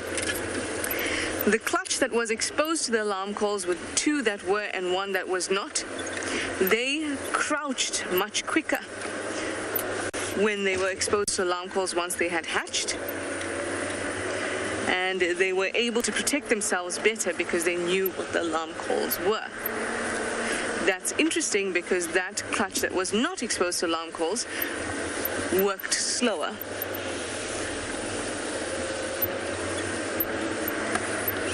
Nothing going on here at Gallego Pan besides the obligatory lapwing. So what that means is that all three eggs, part of the clutch of which 2 had been exposed to alarm calls, had actually responded well, which means that somehow that third egg that was not exposed was able to get that information from the other members in its clutch.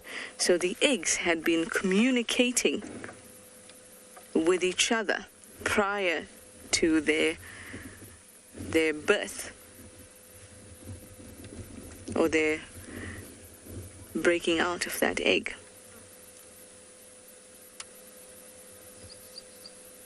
That's really, really interesting, I think.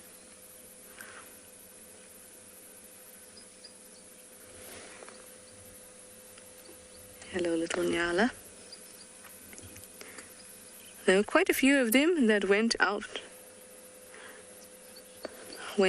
the drainage bank there. Luke R., you say it's exceptional. I love it. I love it.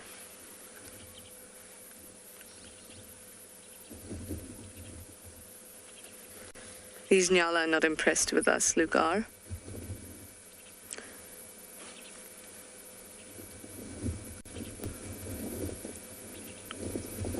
But they're busy eating away in this drainage. Now, last night, just before dinner and after dinner, I heard bushbucks alarming just in front of our rooms. That's why I came down here, and there being a Nyala here is very helpful, because basically for me, having a whole lot of antelope around and knowing where the antelope are is kind of like having a neighborhood watch. And that one can alert the other one to alert the other one and alerts me to the presence of a predator. And this one is very relaxed, nothing to report.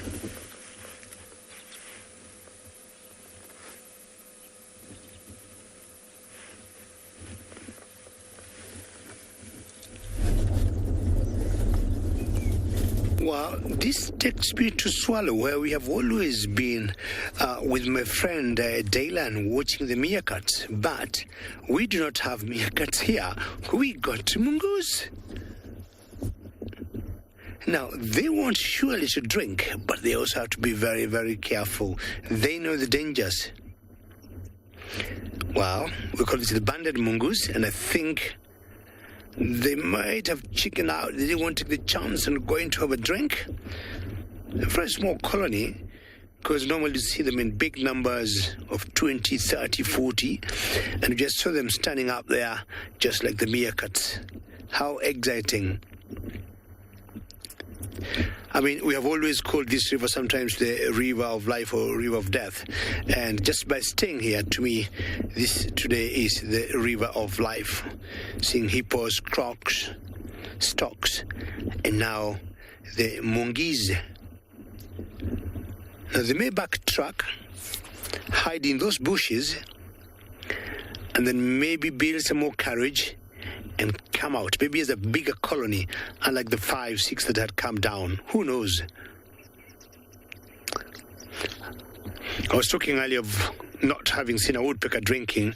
I also cannot remember the last time I saw mongooses or the monkeys drinking water from any point. I mean, and like all the animals here will drink water. I would like also to know from my colleagues who last saw some monkeys having a drink. That was an exciting moment. The whole idea is also to stay put, just keep focusing, stay quiet, and just keep watching what could happen by the river. Interesting, all those animals there, the crocs, the storks, the hippos, were not bothered by those banded mongoose. So when croc goes back to water, maybe got too hot and swimming upstream. I'm not sure where she wants to go.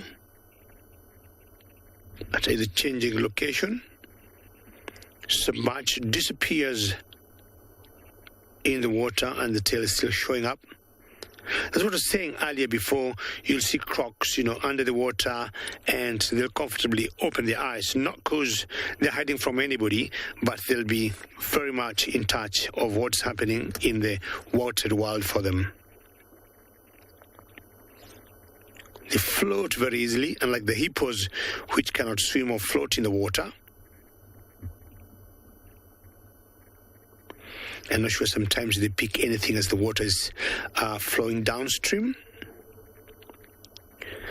And ladies and gentlemen, remember, should you have any questions or comments, please send them through. You can tweet using hashtag CGTNWorld or hashtag WorldEarth.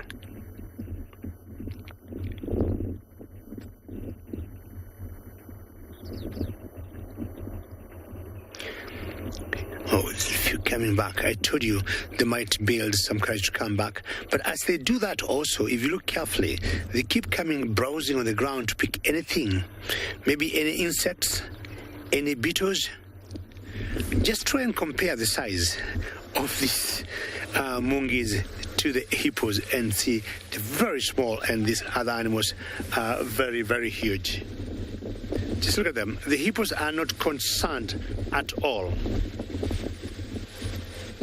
How exciting is this? Actually, the animals that are worried are the banded monkeys. Will you go and have a drink? Or do you want to eat first? But I can tell in a way they must be thirsty. Go drink, and you see how you drink.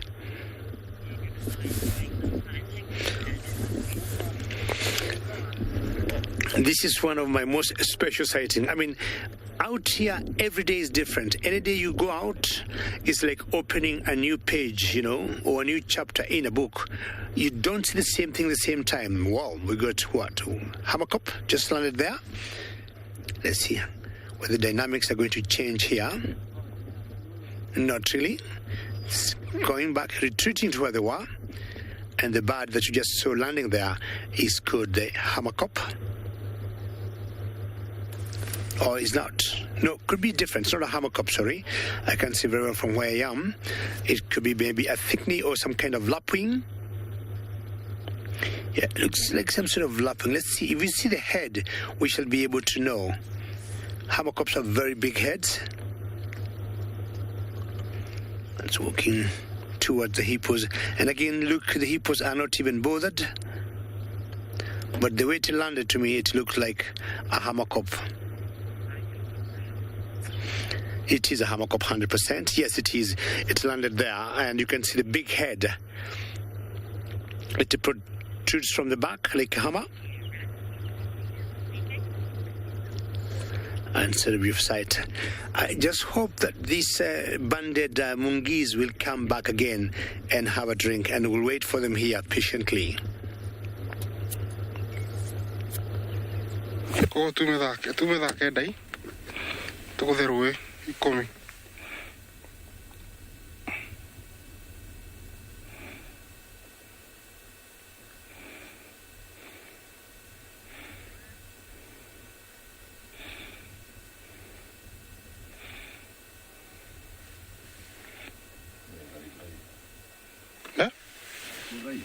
Hello. Hello, welcome back to the plains of the Mara. And here I have giraffes, and on the background a beautiful forest with all the foods. Definitely that's a female. Look at the horns, almost invisible. They don't use them for anything, females, so they don't necessarily need them. This is the Maasai giraffe, and looks like it's a beautiful journey. Collectively, they are called a journey of giraffe. That's a beautiful picture. Yeah, it's that kind of trees. Baranites, I always will remind you, there's a date, because one day maybe I might ask you a question about the tree. And the main purpose the tree is shaped that way looks like they are on a mission. Looks like they're ambling somewhere. The kind of gait they have is called ambling. And if you notice, they're walking left to left, right to right, legs. Unlike other antelopes where they are walking opposite, here it's both sides at the same time. And I think this is to counterbalance the neck. Look at the necks also of all the three giraffes.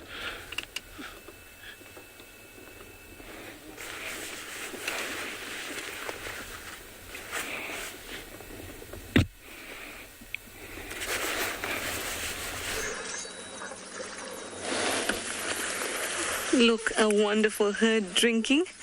But let's have a look down here. Look who it is. It's our lone buff.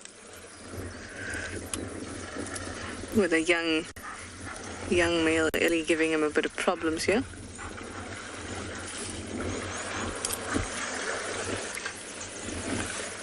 They were drinking so nicely together. Hello, you. You are too sweet. To quote BK at this time, this is what happens when you quit your job to follow your dreams.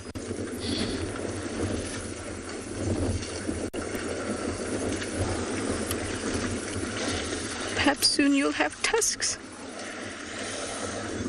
Even better, a trunk. Oh, it's too sweet. It's a young male hanging around with these elephants. Now it looks like the young elephant bull has stopped bothering it, at least.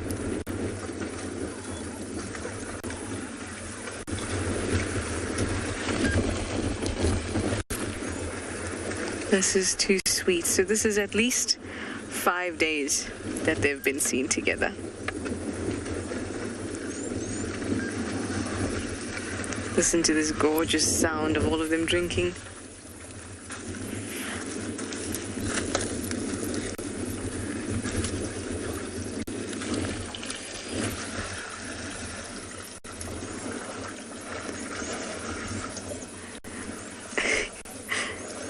Young Illy bulls, always the most feisty in the group, little troublemakers, but it's only because they're really, really curious.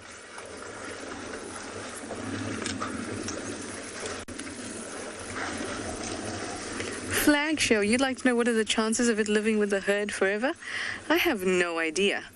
I mean, these things happen, you come across unlikely animal friends and things like that. I have no idea, statistically, what kind of chance this one has to live with them. But clearly they're being tolerant of him, and they have been for at least the last 5 days. Hopefully we'll see more of them so we can watch how he is tolerated and whether he gets accepted, whether he sees another herd, buffalo herd, and decides to join them.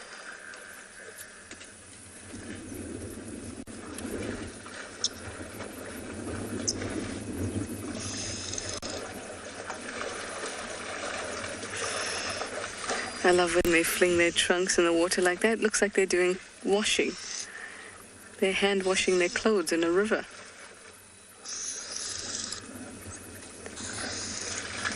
That's the red-billed oxpecker screaming now.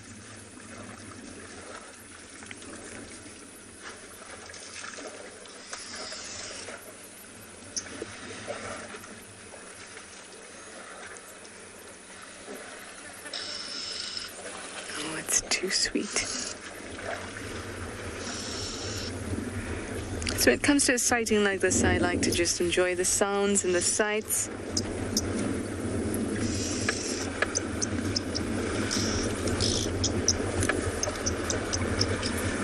Oh yes. Oh yes. It's time for a swim.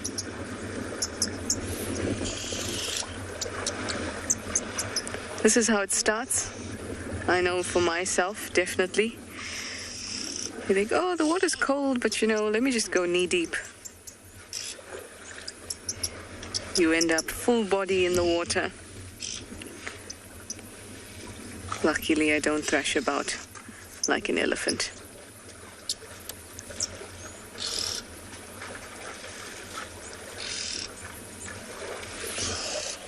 Oh, amazing.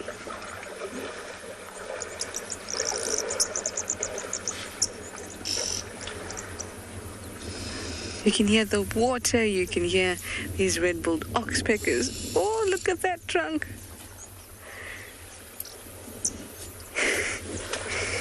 I wish I could put 2 eyes on a trunk. It looks like a little mouth.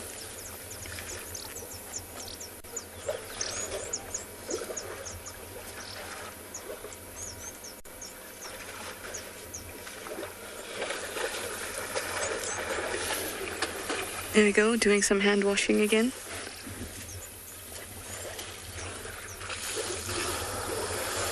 What they're actually doing is trying to clear any bits that have been, any sediment in the water, as well as you can see there's lots of algae in this water.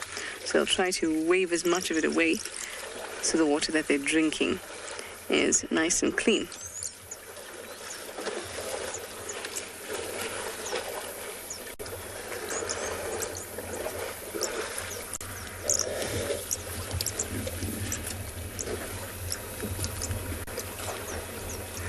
Horse lover, you say your hearts are all melting? Mine too. Mine too, definitely. I feel like a 3-year-old child when I watch Unlikely Animal Friends. I feel like I'm a little bit addicted at looking at stuff like that. My favorite has to be Surya and Roscoe, an orangutan and the dog. I can't remember what breed he is. So I hope this can be an unlikely animal friendship too. I'm going to stick around here until the end of show and watch this little family go about their business.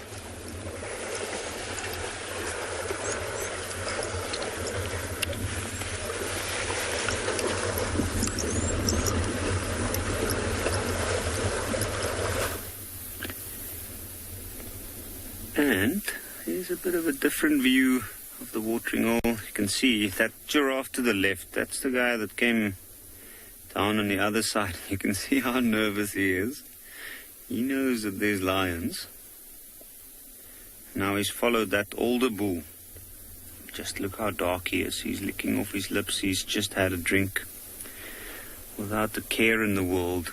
Walked straight here, drank, and I think he might be done.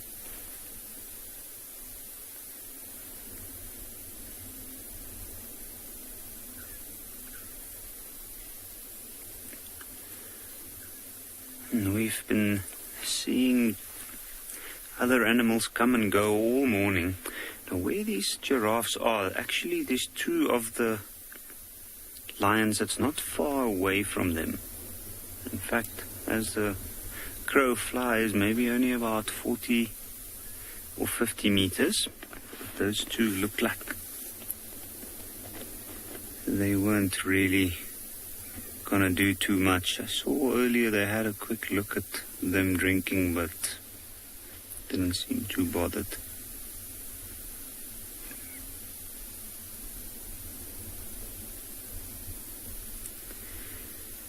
It must be quite a nervous time of the day, this for these giraffe. And I think that younger one saw the large one in the distance, decided to follow him down, knowing that might... Oh, there we go. He's going back down for a drink. Just have a look at that. So, I'm sure any of our viewers, if they ask themselves what that looked like, it looks a little bit awkward. You see, even the birds are taking advantage of this to go into the ear, grab some, and there we go. Shake to get them off.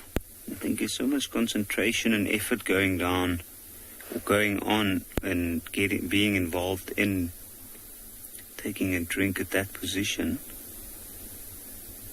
that he puts his ears back, and that's when the birds also feel the best time to take their advantage of it. And you can imagine a predator would do the same. Next low down, it'll be off balance. So something as large as a lion will definitely take advantage of that situation. Look at him keep licking his lips. He's stuck it all the way down. There's probably some bit of debris on the water's edge or mud that he's licking off and cleaning his nostrils.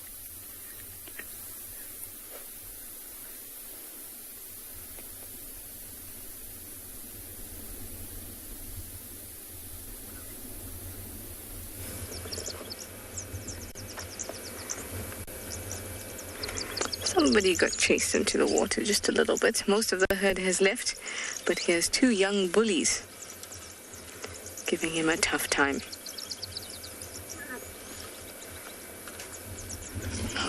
You want to come up behind the car? You're not going to have space, my boy. Okay. Okay. Hey. You have some really large ticks on you.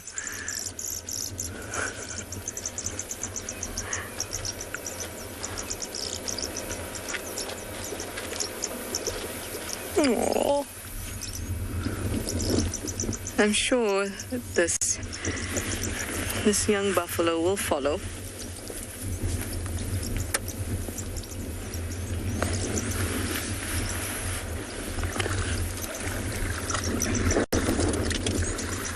I hope he does find peace and belonging.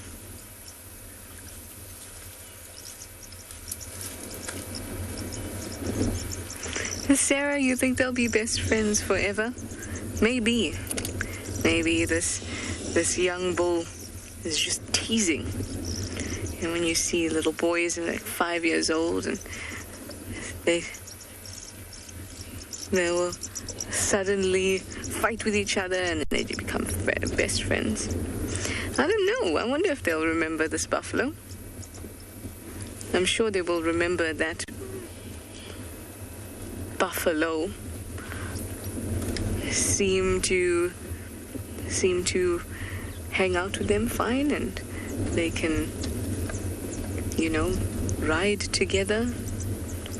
Perhaps not till they die, but certainly I'm sure they'll remember that they've had a buffalo in their midst at one point. Whether they'll remember the specific one, who knows? Maybe they'll never have to forget it, because it'll be with them forever. So many options. Well, the wind has picked up. I'm glad that we had this lovely sighting. All our hearts did melt. Certainly mine did. I know some of yours did too. I hope we'll see them again. And I hope that I'll see you guys again too this afternoon for Sunset Safari. So thank you for your questions and comments. See you then.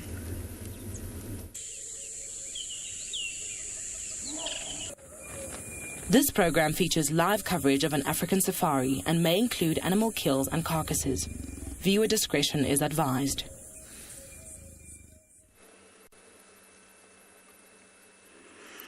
Good afternoon, everyone. What a magnificent way to start with the African elephant. This is awesome. Well, welcome aboard and grab a seat for your live safari through the African bush.